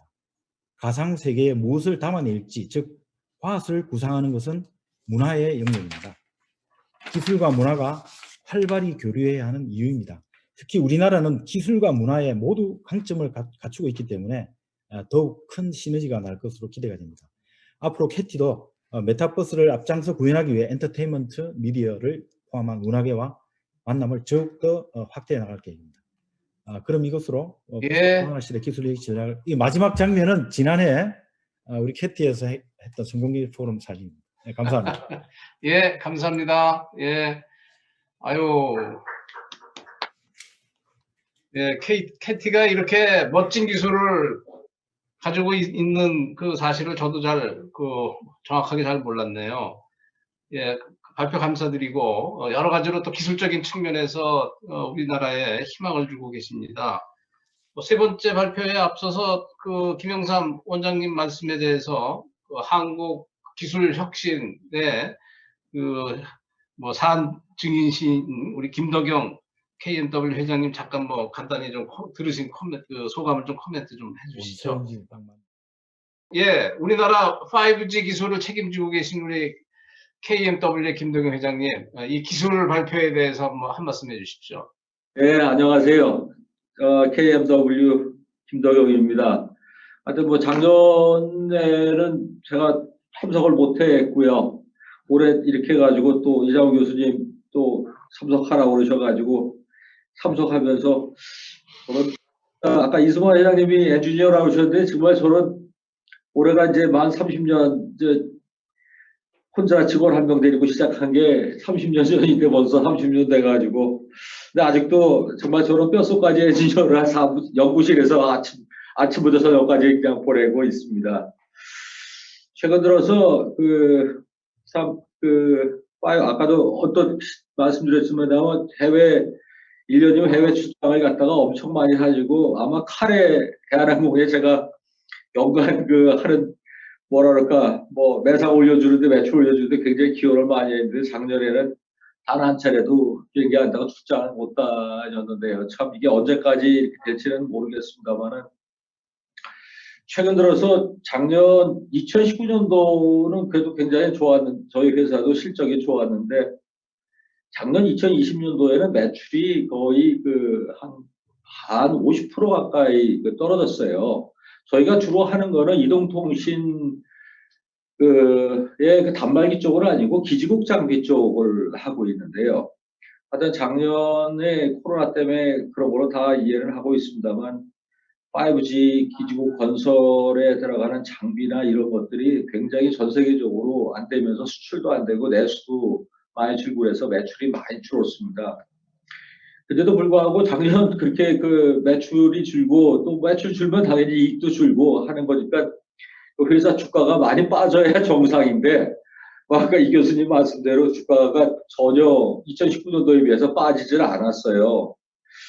그래서 많은 분들이 어쨌든 5G라는 게 결론적으로 이수만 회장님 말씀 컨텐츠 이런 거를 앞으로 더 활성화되고 많이 하려면 5G 네트워크라는 게 반드시 기본으로 깔려야 되는 거니까 이게 엄청나게 많이 계속 될 거다.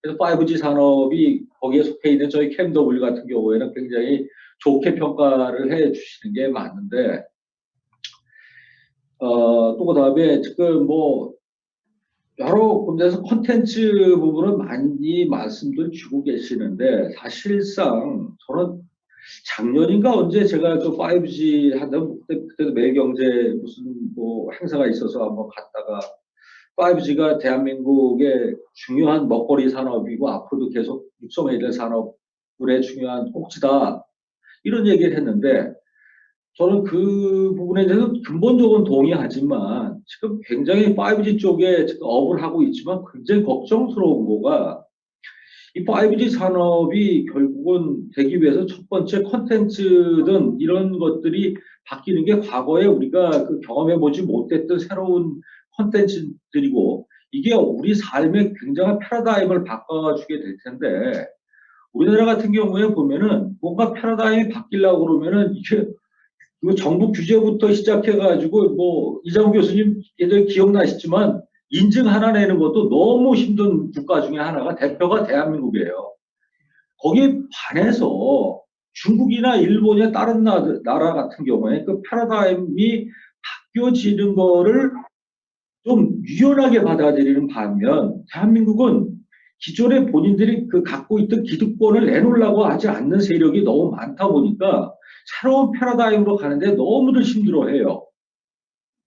그래서 이 부분에 대한 극복을 어떻게 하느냐가 정말 그 콘텐츠가 엄청나게 많이 나오더라도 자연스럽게 받아들이고 할 텐데 이 부분이 첫 번째가 그래서 난 저는 잘못하다가는 대한민국 5G라는 이런 산업이 오는 게 뭐 대한민국의 앞으로 먹거리의 희망이 아니고 잘못하다가 대한민국 우리나라의 큰 경제의 재앙이 될 수도 있지 않느냐. 상대적으로 우리가 중국이나 뭐 일본이나 외국한테 밀리면은 상당히 문제다라는 생각을 굉장히 많이 하고 있고요.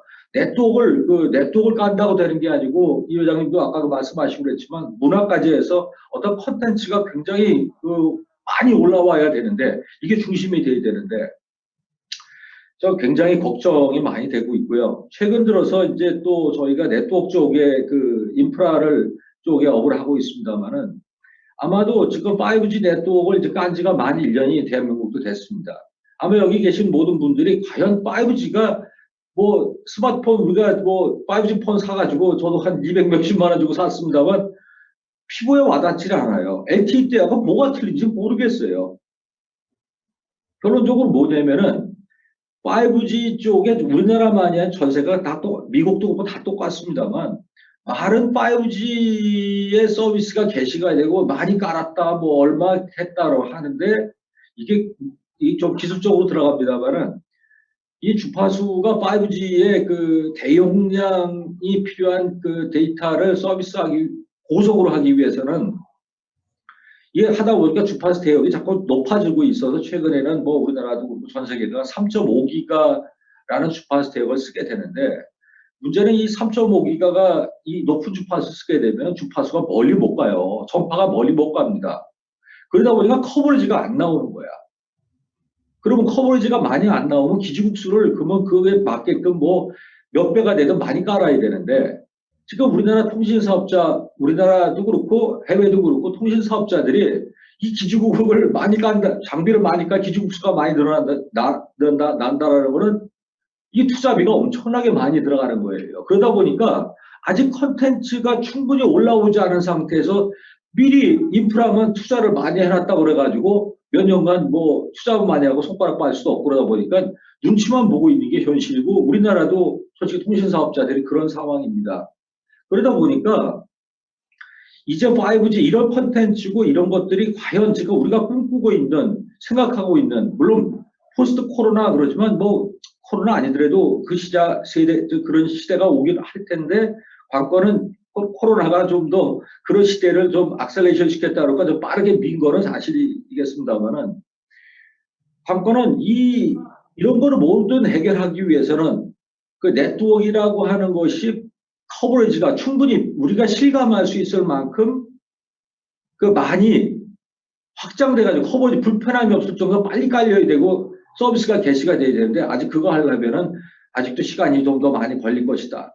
그러다 보니까 흔히 말해서 컨텐츠와 네트워크를 저런 표현을 닭이 먼저냐 알이 먼저냐 그런 얘기하는데 네트워크가 깔려야 되는데 네트워크 입장에서 컨텐츠가 충분히 되지 상황에서 뭐 요번에도 전 세계적으로 자율주행 같은 것도 5G 기술을 베이스로 해서 하겠다라고 했어요. 근데 관건은 그거 한 번 하면 앞으로 5년, 10년만 완성되려고 하면 되는데 그걸 미리서 네트워크를 다 깐다 그러면 대단히 어려운 문제예요. 저기 비즈니스라는 통신 사업자들이 미리 돈 투자해 놓고 난 다음에 그걸 갖다 언제 회수할지 모르는 거에 마냥 기다릴 수도 없는 거고. 이게 딜레마거든요. 이거 우리나라뿐만이 아니고 미국도 마찬가지고 그러다 보니까 미국도 정부가 강력하게 그 네트워크 구축하는 거에 또 하는데 우리나라 같은 경우는 아직 정부적 지원은 있는 게 아니고 단순히 요번에 과거에 쓰고 있었던 주파수를 갖다가 재할당하면서 좀 더 그거 안 돼 주파수 할당 비용을 다시 하는 거에 대해서 좀 5G를 많이 기지국을 건설하는데 약속하면 좀 싸게 해줄게 정도 유인책이지 특별한 거는 없는 것 같아요. 저런 생각에 이러한 모든 얘기가 되려고 그러면은 좀 정치적이라고 그럴까 여기까지도 그렇고 범정부적으로도 이거를 미리서 좀 네트워크부터 깔고 그다음에 아까 규제라든가 인증이라든가 이런 부분을 예, 잘 할 수 있는 거를 해주는 게 대단히 중요하지 않을까 알겠습니다. 예. 예, 예, 감사합니다. 예. 네, 네, 네. 컨텐츠도 인프라가 있어야지 되는데 이런 인프라나 전반적인 발전에 정부 정책 제도 중요하죠. 그걸 지적을 해주셨고, 자 우리 세 번째 좀 기다리셨는데 이건 한국국제교류재단 이사장님 모시고 디지털 문화 컨텐츠의 발전과 국가 브랜드 제고로 좀 우리 공공외교에 대해서 또 K-팝이 외교에 많이 또 기여를 하고 있다고 생각이 되는데 이 체계적인 정책을 이끌고 계시는 정책 실천을 이끌고 계시는 우리 이근 이사장님 모시겠습니다. 네, 안녕하세요. 국제교류재단의 이근입니다. 이렇게 평소에 제가 감히 뵐 수 없는 분들을 이렇게 한자리에서 뵙고 좋은 말씀 들을 수 있게 해주신 우리 이정호 교수님께 감사드리고요. 저희 국제교류재단도 이 회의에 함께할 수 있게 된 것을 대단한 영광으로 생각합니다. 제가 오늘 발표하려고 하는 내용은 여기 제목에 방금 이정호 교수님께서 말씀하신 그 제목하고 조금 다르게 포스트 코로나 시대의 국가 브랜딩이라는 제목으로 뭐 거의 내용 비슷한 내용입니다만 그렇게 좀 바꿨습니다. 저희 국제교류재단은 처음에 제가 아까 말씀을 잠깐 드렸습니다만은 어떤 일을 하는 데냐 하면 공공외교라는 걸 하는 데인데요. 저희 공공외교라는 것이 한국이라는 국가 브랜드, 국가 이미지를 해외에 수출하는 그런 역할을 하고 있고요. 또 그것을 잘 수출하기 위해서 해외에 각계, 뭐 학계, 정계, 뭐 경제계, 기술 문화계의 이 네트워크를 많이 확보해서 잘 유지하고 또 발전시켜 나가는 그런 역할을 하고 있는 기관이라고 할 수 있겠습니다. 오늘 제가 말씀드리려고 하는 내용은 그래서 방금 말씀드린 국가 브랜드, 우리가 수출하고자 하는 국가 브랜드를 포스트 코로나 시대에 어떻게 하는 것이 좋은가라는 주제로 제가 말씀드리고요. 그 말씀을 드리기 전에 아까 홍원표 고문께서 이 방역과 관련돼서 사이버 스페이스 방역을 말씀을 하셨는데 굉장히 중요한 내용이어서 잠깐 한 말씀 드리면 저도 아마 포스트 코로나 시대에는 두 개의 방역의 시대가 될 거다. 하나는 오프라인에서 전염병에 대한 방역을 하는 것이고 또 하나는 온라인에서 이 바이러스, 사이버 바이러스에 대한 방역을 하는 시대인데 둘 중에 하나의 공간만 막혀도 우리들은 매우 답답해 할 수밖에 없는 그런 시대가 됐습니다. 뭐 디지털 공간만 열려도 답답하고 또 오프라인 공간만 열려도 답답하기 때문에 두 개의 방역이 다 같이 잘 돼야 되는데 오늘 제가 미국의 어떤 외교 안보 잡지를 보다가 거기서 이런 아이디어가 나왔습니다. 사이버 WHO라는 것을 만들자. WHO가 기존에 전염병과 관련된 국제기구였다면 이제 사이버 공간에서의 바이러스를 막는 국제기구를 만들자 해서 사이버 WHO라는 그런 구상이 제시가 됐습니다. 그래서 한국 정부가 지금 여기 문체부에서도 한 분 나오셨는 걸로 알고 있는데 이런 아젠다가 있으면 좀 선도적으로 좀 빨리 나갔으면 좋겠다는 말씀을 드리면서 제 발표를 시작하겠습니다. 그 포스트 팬데믹 시대의 국가 브랜딩이라는 제목인데 여기서 말씀드리는 팬데믹은 사실 코로나라고 이해를 하면 될 것 같고요. 아까 손현독 주필께서도 말씀하셨습니다만은 과연 이 포스트라는 게 가능하겠느냐라는 질문이 있었는데 아마도 하이브리드의 시대로 가지 않을까 이런 생각을 하게 됐습니다. 그런데 저희가 이번에 이 코로나 시대를 겪으면서 한 가지 좀 새로운 그런 현상을 알 수가 있게 되었는데요. 이제 화면에 보시는 것 같이 그 코로나 시대를 겪으면서 과연 선진 강대국이 무엇인가라는 것에 대한 새로운 생각을 하게 됐습니다. 아까 이수만 총괄 프로듀서께서 우리가 강대국이 될 수 있다는 말씀을 하셨는데 이 코로나를 겪으면서 우리가 강대국에 실질적으로 굉장히 근접해 있다는 것을 알 수가 있었는데요.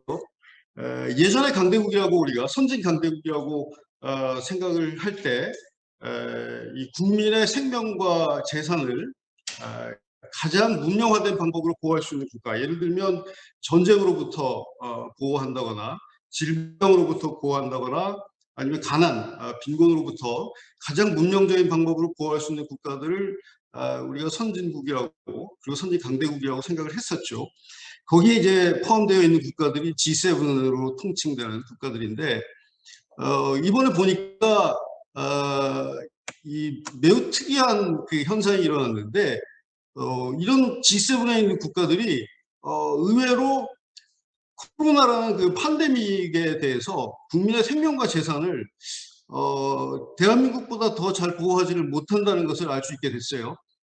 미국 같은 경우에는 이미 2차 대전 때 전쟁에서 전사한 사람의 숫자보다 더 많은 사람들이 사망을 했고 또 경제도 잘 안 돌아가서 국민의 재산을 잘 보호할 수 있는지에 대한 의문도 생겼죠. 그런 면에서 이제 선진국의 조건이라는 것이 굉장히 다른 개념 규정을 해야 될 때로 바뀐 것이 아닌가 하는 생각을 하게 됩니다. G7에 있는 미국뿐만 아니라 이태리, 프랑스, 독일, 영국 이런 국가들이 다 지금 이런 문제로 헤매고 있는데 한국의 경우에는 이 팬데믹으로부터 국민의 생명과 재산을 상당히 잘 보호해주는 그런 국가가 됐고 뿐만 아니라 기존의 선진 강대국의 기준이라고 할 수 있는 군사력, 그다음에 산업 기술력 면에 있어서도 한국이 이 G7에 있는 국가들에 전혀 떨어지지 않는 그런 국가라는 것을 알 수가 있게 됐습니다. 물론 이제 저희가 우리 정치하는 거나 그다음에 관료들이 행정하는 거나 이런 것들을 보면 아직도 굉장히 불만스러운 것도 많고 우리 생각대로 잘 안 되는 것들이 많아서 문제 제기를 많이 하고 있습니다만은 저희가 다른 나라들하고 비교를 해서 좀 비교의 관점에서 보게 되면 상당히 그래도 괜찮은 나라라는 것을 알 수가 있는데 선진국을 예전에 강조할 때 군사력, 산업기술력, 민주주의 이런 것들에 집중을 했다면 이번에 드러난 것은 이 공적 부문의 경쟁력입니다. 그 전에 우리가 많이 강조한 게 이제 민간 영역의 프라이빗 섹터의 경쟁력을 주로 얘기를 했다면 이번에는 그것뿐만 아니라 퍼블릭 섹터, 공적 부문의 경쟁력도 굉장히 중요한 선진국의 요인이 되겠구나. 제가 해외에 나가서 회의를 하면 브라질 같은 국가나 이런 데서 사람들이 찾아와서 대한민국은 어떻게 이 공적 부문이 경쟁력이 있나, 부정부패로 돈이 다 새나가지도 않고 공사를 하면 잘못 공사해서 다 무너지기도 하고 사고가 나고 그러는데 대한민국은 참 이 퍼블릭 섹터가 커럽션도 별로 없고 효율적이고 잘 돌아가는데 그 비결이 뭐냐 하고 물어오는 그런 국가들이 꽤 많습니다. 근데 이번에 저희가 방역을 하면서 느꼈겠지만 저희가 공적 영역에서 치안이나 위생과 관련된 그런 그 행정력뿐만 아니라 선거 관리라든가 일상생활에서의 전산화, 그다음에 운송 및 통신 인프라 이런 것과 관련된 그 퍼블릭 섹터의 경쟁력이 세계적인 경쟁력을 갖고 있다. 물론 아직도 불만스러운 부분은 있습니다만은 그런 것들을 알 수가 있었고요. 그다음에 또 하나는 퍼블릭 프라이빗 파트너십인데 방역 지침과 그다음에 우리 시민들이 거기에 따르는 것들을 보면 상당히 다른 선진 국가들에 비해서 협조적이다. 물론 이게 꼭 좋은 것만은 아닙니다만 너무 이렇게 수동적인 게 그래도 상당히 문명적인 방법으로 국민의 생명과 재산을 지금 보호하는 그런 행태들을 보여주고 있죠. 예를 들어서 마스크를 착용한다거나 거리두기를 한다거나 아니면 뭐 컨택트 트레이싱을 한다거나 재택근무를 얼마나 협조적으로 잘하는가 등을 보면 그 퍼블릭 프라이빗 파트너십이 굉장히 선진적이다. 그 다음에 민주주의와 인권의 문제도 이 부분에 대해서는 뭐 갑론을박이 많이 되고 있습니다만은 상당히 우리 개인정보보호라든가 인권과 관련해서 시민들이 그리고 언론이 감시를 많이 하고 있다. 한국은 특히 저는 민주주의에 대해서는 굉장히 희망적으로 보는 게 한국 국민들이 배가 고파서 거리로 잘 뛰쳐나오지는 않지만 민주주의, 자유, 인권을 위해서는 뭐 이 날씨도 개의치 않고 거리로 나와서 이 시위를 하고 데모를 하고 하는 그런 국가이기 때문에 민주주의와 관련해서는 저는 상당히 희망적인 그런 국가라고 보고 있습니다. 그 다음에 아까 말씀드린 대로 군사력이 뛰어나다고 해서 꼭 국민의 생명과 재산을 잘 보호하는 건 아니다. 그래서 선진국의 개념 그리고 선진 강대국의 개념이 군사력, 산업, 기술력이라는 기준만 가지고는 앞으로 규정하기 어렵다는 것이고요. 앞에서도 많은 말씀을 해주셨지만 저희가 IT 인프라가 잘 돼 있고 혁신 능력, 그다음에 뭐 빠른 대응력 같은 것들을 갖고 있습니다. 그래서 그 선진 강국이 국민의 생명과 재산을 가장 문명화된 방법으로 보호할 수 있는 국가라는 개념 규정을 한다면 한국이 저는 명실공히 탑10 선진국 안으로 이미 저는 진입을 했다라고 생각을 하고요. 그렇다면 이제 그 이 팬데믹의 시대가 어느 정도 좀 누그러져서 정상화로 간다면 어떤 방식의 정상화로 갈 것인가라는 것을 좀 생각을 해봤는데요.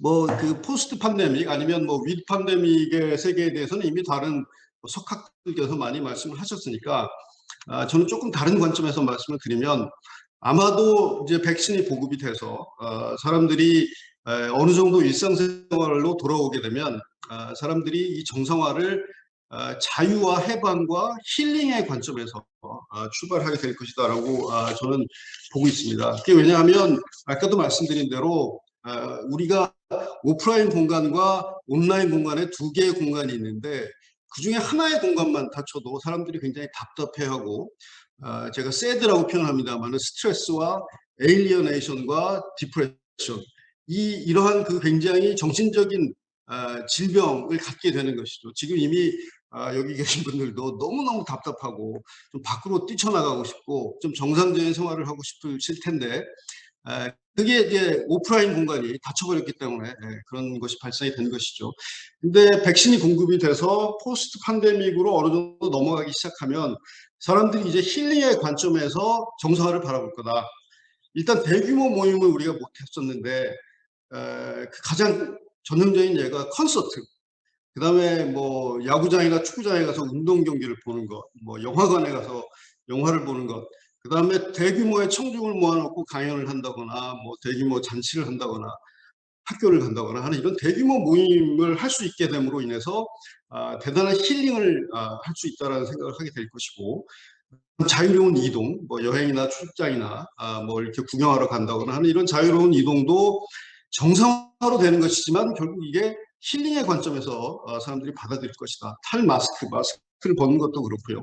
그다음에 광장에서 우리가 정치적인 시위를 한다거나 국민들이 목소리를 낼 수 있는 이런 그 광장이라는 기회, 이 오프라인 공간에서의 힐링이라는 것들을 국민들이 어마어마하게 찾을 것이다라고 봅니다. 그래서 디지털 공간과 오프라인 공간은 서로 이게 그 보완적인 관계지 이게 배타적인 관계는 아니라는 것이죠. 그리고 이제 두 번째로 포스트 팬데믹 세계의 특징 중에 하나가 아까 뭐 윗 팬데믹이라는 말씀을 하셨습니다만은 하이브리드가 새로운 노멀이 될 거다. 그래서 이 하이브리드로 가는 과정에서 위생 수준의 기준이 굉장히 상향될 거라고 봅니다. 그래서 대한민국이 이미 굉장히 뭐 깨끗하고 잘 되어 있는 나라지만 거의 일본 수준의 위생 수준과 그다음에 깨끗함으로 저희가 발전되지 않을까 이런 생각을 하고요. 그 다음에 오프라인 공간에서 아까 힐링을 하고 자유를 만끽하기 위해서는 항체 증명, 내가 예방주사를 맞아서 항체가 생겼다, 백신을 맞았다라는 그 백신 패스포트 같은 것들, 이런 것들을 꼭 일상적으로 가지고 다니면서 증명을 해야 되는 그런 시대가 올 거라고 봅니다. 그런데 이런 하이브리드 시대에서도 아까 이제 앞에서 발표하신 분들께서 강조하셨듯이 디지털 혁명은 계속 가속이 될 것이고요. 그럼에도 불구하고 한국은 이제 공공 인프라하고 접근성이 워낙 좋기 때문에 다른 나라 같이 재택근무나 뭐 사이버 스페이스를 활용한 업무 같은 것들은 다른 나라만큼 그렇게 유행하지 않을 것이라고 좀 보여집니다. 제가 받은 느낌은. 그래서 디지털 공간과 오프라인 공간이 서로 굉장히 활발하게 같이 공존하는 그런 시대가 될 것이라고 봅니다. 그렇다면 이제 포스트 팬데믹 시대에 대한민국이라는 국가를 어떻게 브랜딩을 해야 되느냐 하는 문제인데요. 아까 이제 앞에서 말씀하신 분들의 내용을 어떤 국가라는 그릇에 담느냐 하는 이런 그 내용이 되겠습니다. 이러한 그릇에 담아서 해외에 우리가 수출을 하고 송출을 하면 해외에 있는 사람들이 대한민국이라는 것을 대한민국이라는 이름을 들었을 때 딱 이런 이미지가 떠오르는 것이죠. 그래서 첫 번째는 제가 아까 말씀드린 대로 선진 강대국의 개념 규정이 바뀌고 있기 때문에 한국을 명실공히 선진 강대국의 그룹 안으로 집어넣자.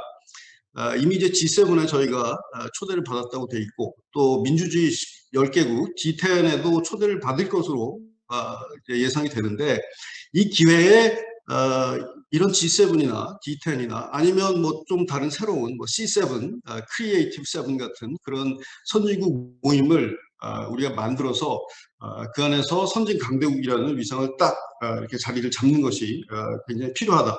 근데 왜 이런 그 선진국으로서의 인정을 받는 것이 중요하냐 하면, 저희가 세계 경영을 이런 선진국 국가들이 하는데 여기서 한국의 목소리가 아주 당연하게 디폴트 목소리가 될 수 있도록 그런 위치로 진입하는 것이 필요하다는 것이죠.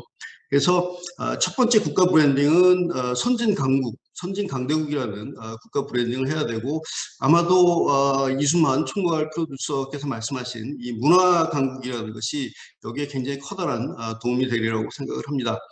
두 번째는 테크네이션이라는 국가 브랜딩이 필요한데요.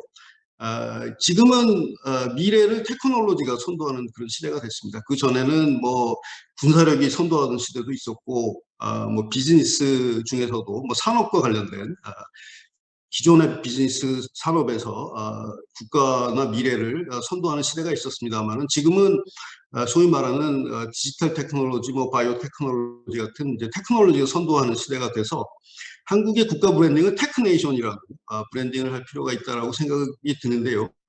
여기 제가 보면은 A, B, C, D, E, F, G라는 이 영어의 첫 알파벳을 따서 에그리 테크놀로지, 그러니까 농업과 관련된 부분의 기술, 바이오 테크놀로지, 컬처 테크놀로지는 이수만 총괄 프로듀서께서 항상 말씀하시는 그런 내용이고요. 데이터 테크놀로지는 AI하고 관계된 그런 것이겠죠. 그다음에 에듀케이션, 핀테크, 그린테크 이런 것들의 모든 분야에 있어서 한국이 선도하고, 또 선도할 뿐만 아니라 일상화시키는, 생활에서 이런 것들을 국민들이 실제로 사용하는 그런 국가로서 우리가 이제 그 국가 브랜딩을 해야 되지 않을까 하는 생각을 하게 됩니다. 그 다음 이제 세 번째 국가 브랜딩에서 힐링이라는 개념을 제가 아까 말씀을 드렸는데요. 대한민국이 이 힐링과 관련해서 굉장히 유리한 그런 조건을 갖게 됐다. 한국에 오면 이런 면에서 사람들이 자유를 만끽하고 해방감을 느끼고 뭔가 힐링을 할 수 있다라는 그런 이 생각을 갖게 만드는 것이 굉장히 중요한데요. 한국에 오면 컬처럴 힐링, 그다음에 스피리추얼 힐링, 그다음에 폴리티컬 힐링이 된다.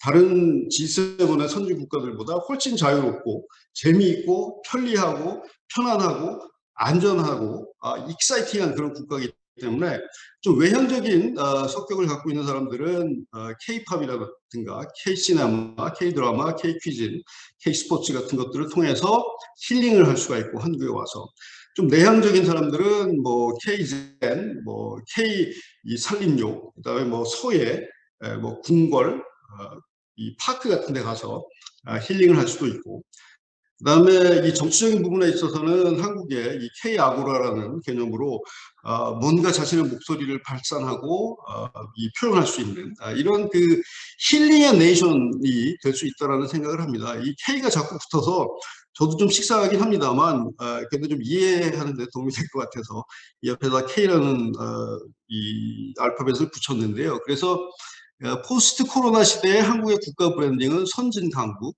그다음에 테크네이션, 그다음에 글로벌 힐링 센터라는 이런 이 포장을 하면 좀 좋은 여러 가지 기회들이 오지 않을까 생각을 하고요. 그래서 이것과 관련해서 우리 코리아 파운데이션은 어떤 공공외교를 하고 어떤 국가 브랜딩을 할 것인가에 문제가 있습니다. 저희는 아까 말씀드린 대로 국제적인 네트워크를 구축하는 기관이기 때문에 앞으로는 이제 선진 강대국 간의 협력, 협업 네트워크를 구축하고 지원을 할 생각이고요. 관련해서 G7이라든가 D10이라든가 아니면 D10 안에 우리 크리에이티브 세븐이라는 그룹을 따로 만들어서 뭐 C7이라는 그런 그룹들을 가지고 여기서 국제적인 네트워크를 만들어서 필요하신 분들께 이 네트워크를 제공하는 것이죠. 그러니까 뭐 기술 과학 분야의 분들이 필요하면 그분들에게 필요한 네트워크를 저희가 드리고, 문화도 마찬가지고 뭐 외교 안보라든가 뭐 경제계에서도 뭐 네트워크가 필요하면 저희가 만들어서 제공하는 그런 역할을 할 것입니다. 그 다음에 이제 앞으로는 테크놀로지 이노베이션이 중요하기 때문에 테크놀로지 이노베이션의 인적 네트워크 및 네트워크 구축 및 지원을 할 생각이고요. 그 다음에 이제 새로운 저희만의 아젠다가 필요한데, 아까 제가 말씀드린 대로 앞으로의 시대는 뭐 실업, 격차 뭐 이런 것들 때문에 이 스트레스와 에일리어네이션, 그 다음에 디프레션 같은 그 새드라는 소위 이제 그 세 개의 철자를 합치면 새드가 되는데, 이런 그 정신적인 질병 같은 것들이 매우 중요한 국가적인 문제 그리고 글로벌한 문제가 될 거라고 봅니다. 그래서 이런 그 이 마이너스적인 세계화에 대해서 어떻게 우리가 대처할 것인가 하는 그런 아젠다를 개발하고 거기에 관련된 네트워킹을 우리가 좀 구축을 해볼 것이라고 저희가 계획을 하고 있고요. 왜 그럼 이런 일들을 하느냐?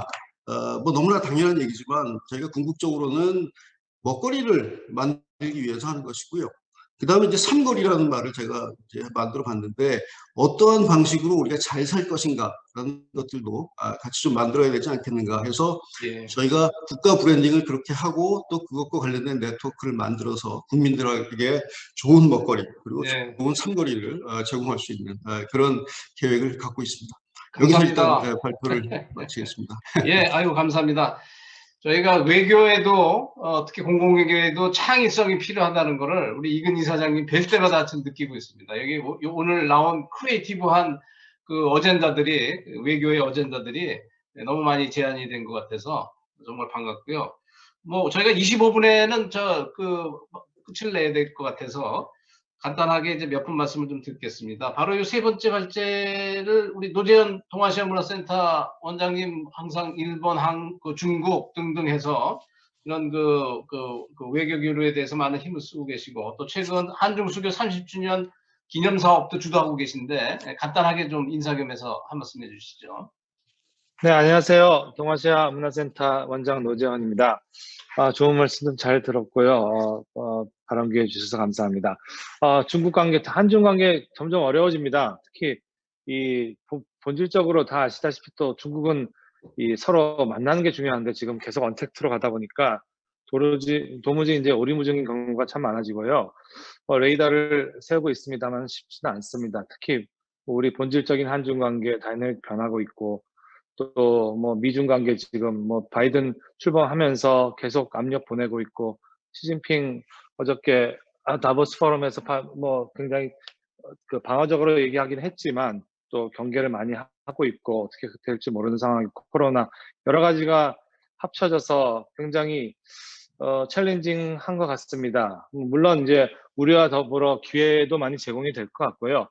저는 이제 우려보다는 어떻게 하면 우리가 기회를 찾을 수 있을까, 이런 것들을 많이 찾아보려고 노력을 하고 있습니다. 근데 그 중에 하나로서 여러분들 많이 들어보신 그 중국 그 경제 계획 중에서 쌍순환 다 들어보셨을 겁니다.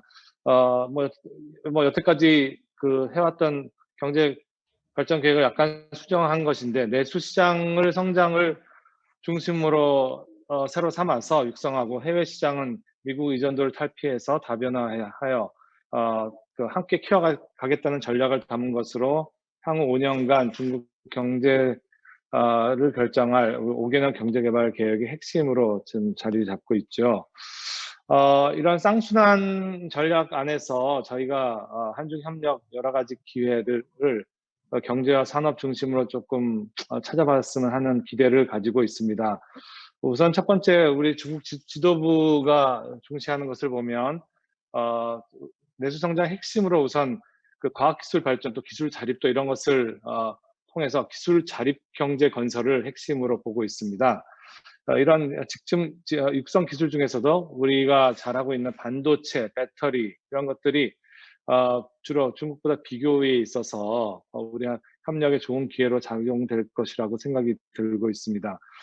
다만 이런 기회가 중국이 원하는 것을 주고 좀 가치 사슬에 올라타는 뭐 이런 모델을 우리가 추구할 때 더 가능할 것이라고 생각이 들어요. 뭐 예를 들어서 반도체 분야를 본다면 우리 삼성전자가 올해부터 시안에 난드 생산 공장을 80억 추가 투자하는 것을 비롯해서 또 하이닉스가 파운드리 시설을 우시 합작법인으로 옮기는 것들 이렇게 뭐 한 세대 전의 기술은 중국과 합작하여 같이 공격을 하고 또 초격차 기술은 계속적인 독자 개발과 혁신으로서 중국과의 격차를 유지하는 것이 중요할 것으로 생각이 좀 듭니다. 또 하나 쌍순환의 정책 중에 하나는 그 다변화된 대외 시장 개방 정책입니다. 뭐 기존 개방 정책이 수출 및 해외 투자 확대 뭐 이런 것으로 진행됐다면 쌍순환 하에서는 그간 미흡했던 금융시장 개방이라든지 또 외국인 투자 제도에 대한 개선 등을 통해서 투자 유입을 위한 개방이 핵심이 될 것 같습니다.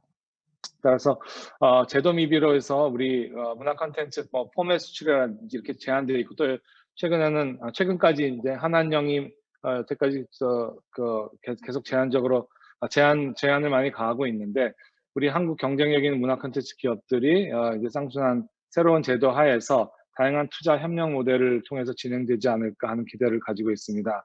또 정책적인 협력도 좀 넓어질 것 같은데요. 뭐 11월에 아시다시피 이제 RCEP에 저희도 사인을 해서 그 참여국가로 참여를 하게 되었고 또 1대1로 뭐 많이 스케일 다운 되고는 있습니다만 우리 신남방, 신북방 정책화 연계를 할 것이라고 생각이 되고 있고 또 중국도 신인프라스트럭처 건설 뭐 이런 것을 우리 한국 정부 뉴딜 디지털 뉴딜, 그린 뉴딜, 뭐 한국판 뉴딜로 같이 상통할 수 있다는 점에서 또 정책적인 협력도 강화할 수 있을 것으로 전망이 됩니다. 사실 참 좀 약간 의외의 사건이 하나 있었어요. 작년 말에 왕이 외교부장이 방한한 건 다 아시겠는데 강경화 그때 저희 외교장관과 10가지 합의를 했는데 대한민국 언론에는 보도가 안 됐는데 중국에서는 외교부 공식으로 보도가 됐습니다. 굉장히 전방위적이고 또 어그레시브한 합의 사항이었는데 뭐 코로나 방역 협력을 비롯해서 한중관계 미래위원회 설립해서 수교 30주년 내년인데 그 30년 성사진을 같이 마련한다. 외교 안보 협력 강화, 또 금년 내년 한중 문화 교류회로 지정하고 또 평창 베이징 동계올림픽 또 평창 청소년 동계올림픽 협조하고 또 한중 FTA의 2단계 합의 조속히 달성하며 또 RCEP을 통해서 서로 개방형 경제 건설을 도모한다. 이런 굉장히 광범위한 10가지 의미 있는 합의를 하였습니다. 그래서 지금 제가 보기에는 중국도 한중 관계를 개선해서 본인들의 어떻게 보면 고립되어 있는 이런 국제적인 지위에서 좀 탈피하고자 하는 여러 가지 생각을 하고 있는 것으로 알고 있어서 이런 기회를 우리가 적극적으로 능동적으로 활용을 한다면 특히 뭐 내년에 중국 경제 성장 8% 넘어간다는 이런 전망들이 나오기 있기 때문에 우리도 같이 동반 성장을 할 수 있는 좋은 기회라고 생각이 됩니다. 예. 그 정도로 말씀을 드리겠습니다. 시간이 없어서. 예, 감사합니다. 또 예. 앞으로 저기 한중 수교 30주년 기념 사업을 하시니까 그거 관련해 가지고 저희가 따로 자리를 좀 한번 만들겠습니다. 네, 알겠습니다. 감사합니다. 예, 마무리하는 그 순서로 우리 몇 분 좀 말씀 좀 간단히 좀 그 소감 겸해서 듣겠습니다. 우리 뭐 다른 분 또 먼저 한번 그 말씀 여쭤보겠습니다. 남인봉 아이마켓 코리아 대표님 음성만 나오시는데. 네, 안녕하십니까. 남인봉입니다. 예, 제가 그 줌으로 회사에서 노트북은 주로 오디오만 나오는 걸 하다 보니까 디세이블 된 걸 몰라가지고요. 사전에 해제 더 신비롭고 못해서 좋네.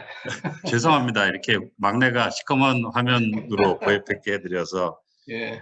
저희는 주로 제조업체에서 필요로 하는 생산 라인에 소모성 자재를 공급하는 회사인데요. 작년에 우리 고객사 해외 공장들 락다운 때문에 사실 수출 차질도 많고 좀 힘들었습니다. 그것보다도 저희가 2011년에 삼성그룹에서 인터파크가 경영권 지분을 인수했는데 저희 모회사는 뭐 여행업이나 공연 예약 쪽에서 아주 치명적으로 힘든 시기를 지금까지 보내고 있어서요. 코로나가 위드 코로나가 아니기를 간절히 기도하고 있습니다. 그렇지만 오늘 뭐 이승만 회장님이나 귀한 말씀들 아주 귀담아 잘 듣고 이런 세상에서 우리가 어떻게 대응해 나가야 될지를 다시 한번 생각하는 좋은 기회가 됐습니다. 감사드립니다. 고맙습니다. 아이고, 고맙습니다. 사실 막내는 남인봉 대표가 아니시고요. 남인봉 대표님은 충분히 그 연륜이 있으시고 이준행 스트리미 대표가 막내예요. 그 블록체인, 우리나라 가장 권위 있는 그 전문가인데 고팍스라는 그 암호화폐도 지금 운영하고 있고 최근 그 블록체인 비트코인의 전망에 대해서 벌써 한 1년, 2년 전서부터 지금 장세를 예견했던 분입니다. 우리 이준행 대표. 안녕하십니까. 이준행입니다. 우리 비트코인 전망에 대해서 시간이 많지 않으니까 간단하게 좀. 네. 이번에도 초대시켜 주셔서 정말 감사드리고 제가 오늘 그 스케줄 컨플릭트가 있어가지고 좀 늦게 조인하게 된 점 넓은 마음을 양해 부탁드립니다. 굉장히 저희 비트코인이랑도 어떻게 보면 앞에 두 세션들이 굉장히 관련 있는 그런 토픽이라고 생각을 하는데요. 최근에 뭐 자세한 뉴스는 궁금하시면은 따로 물어보시면 제가 친절하게 상세하게 답해드리겠습니다. 미국에서 중국에 대한 어떤 견제책으로 이 가상자산과 블록체인이라는 기술을 선정을 하는 것과 같은 움직임이 보여지고 있습니다. 그런 것과 동시에 지금 현 유동성 장세 덕분에 사실은 이제 비트코인과 가상자산 시장은 지금 굉장히 좀 우상향이 좀 기대가 되는 상황입니다. 전망이라고 할 거는 뭐 사실은 디지털 금이라고 해서 그 대체제로 이제는 기관들 중심으로 이제 인정을 받아서 어답션이 진행이 되고 있고요. 그리고 아무래도 그러다 보니까 지난 2017년, 18년과 같은 그런 큰 변동성을 갖고 있고 주로 이제 리테일들이 이끄는 그런 혼란스러운 투기장은 보다 좀 덜할 것 같다라고 이제 예상이 됩니다. 혹시 어쨌든 남들이 엄청 좀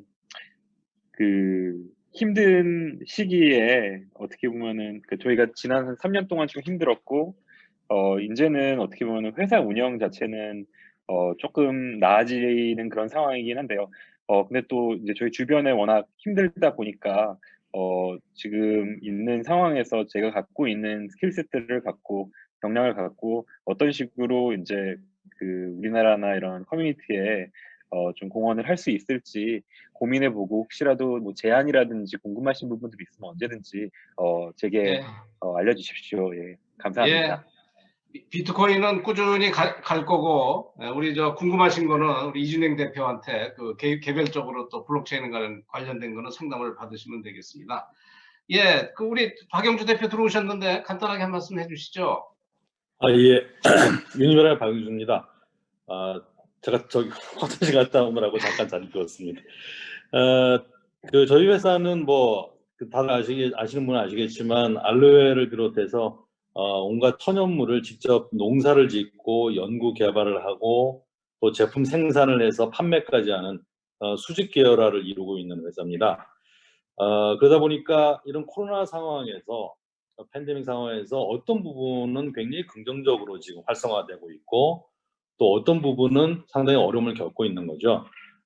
저희가 뭐 한 44년 정도 된 오래된 회사다 보니까 전통적인 유통을 갖다가 계속 가지고 있었는데 그런 부분은 역시 이런 팬데믹 상황에서 굉장히 어렵습니다. 그래서 그런 부분이 뭐 갑작스럽게 워낙에 닥친 일이라서 그것을 갖다가 적극적으로 대응하는 데는 좀 1년 동안 굉장히 혼란이 있었는데 새해에는 이제 그런 부분에 대해서 틀이 좀 잡혀서 나아지고 있고요. 오히려 이제 저는 오늘 굉장히 좋은 말씀들 많이 들었습니다만은 제가 그 뭐 테크놀로지라든가 컬처에 대해서는 제가 뭐 워낙 제가 지식이 짧아서 드릴 말씀은 없고 회사를 경영하다 보니까 느끼는 게 이번에 뭐 팬데믹 때 그 이 재택근무라든가 뭐 리모트 워크 뭐 이런 것들이 진행이 되면서 좀 새로운 깨달음이 있었던 것 같습니다. 저희가 출근해서 사무실에 있는 것이 사무실에 그냥 머무는 시간이지 일을 하고 있는 시간은 아니었구나. 이런 부분들이 좀 깨닫게 됐고 뭐 수십 년 동안 우리 모든 기업들이 혁신을 갖다 항상 입에 달고 있었지만 연관 검색어가 피로감 이런 것들 정도로 사람들이 상당히 지겨워하고 잘 안 되는 부분이었는데 오히려 이런 상황이 이런 팬데믹 상황에서 우리가 서로 누구나 깨달은 바가 있었기 때문에 오히려 조직적인 측면에서는 새로운 혁신적인 시도를 갖다가 과감하게 할 수 있는 좋은 계기다 이렇게 저는 긍정적으로 생각을 하고 있습니다. 예, 감사합니다. 예, 네. 우리 저 성공경제 포럼의 회원님들은 전부 이런 새로운 기회를 지금 추구하고 있고 앞서가고 있는 분들이라서 반갑습니다. 저희 마무리를 하면서 간단히 그 김성환 대표님, 김진철 대표님 저기 새해 덕담만 좀 해주세요. 김성환 상대, 김진철 대표님. 네네. 네. 아까 그 얘기를 했는데 지금 모두가 어렵지만은 예상치 못한 어떤 환경에 잘 적응해서 성장하는 기업들도 있어요. 보니까. 그래서 이러한 기업들은 어떤 이제 3, 4년 후에 일어날 어떤 가상의 현실을 예상하고 이에 맞는 어떤 기술 축적을 해갖고 또 이제 그래서 예상 밖의 시장이 창출되고 수요가 이제 폭발을 했는데 이거에 대응할 수 있는 기회를 잘 유용하는 게 참 중요한 것 같아요. 그게 항상 뭐 우리 이장우 교수도 말씀하시고 여러분들 말씀하시지만은 미리미리 준비하고 어떤 기회 또는 위기가 왔을 때 어떤 기회를 잡고 위기에 대응할 수 있는 역량을 키우는 게 굉장히 중요해서 저희들도 그렇게 하기 위해서 열심히 하고 있습니다. 네, 감사합니다. 예, 아이고 결론을 아예 내려주셨습니다. 네, 그래서 지금 말씀하신 거를 결론으로 해서 폐회를 하겠습니다. 우리 세 분의 발제자 또 끝까지 우리 수만 회장님 또 이근희 사장님 끝까지 그냥 그 공부를 해주고 계셔서 보람을 느끼고요. 네. 김준목 이사장님 얘기도 들어야 되지 않을까요? 예, 간단하게 인사 한 말씀 하세요. 제가 이렇게 끝까지 들어온 건 아니라 생전 처음입니다. 아주 유익했습니다. 예, 감사합니다. 이렇게 새로운 형식의 세미나, 저같이 세미나 많이 해본 사람 없잖아요. 근데 정말 이게 새로운 형식이네. 그래서 전부 가지고 계신 거가 다 공유화되니까 유익하기는 재미는 모르겠습니다만 유익한 거는 상당히 시간 대비 유익한 것 같습니다. 이런 세미나를 공동 개최해 주신 매일경제 한국국제교류재단 한국전자기술연구원께 감사드리고요.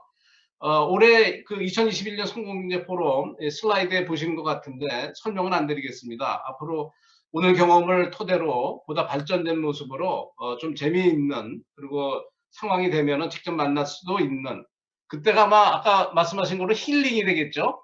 그냥 세미나가 아니라 힐링 세미나로 한번 컨셉을 한번 만들어 보겠습니다.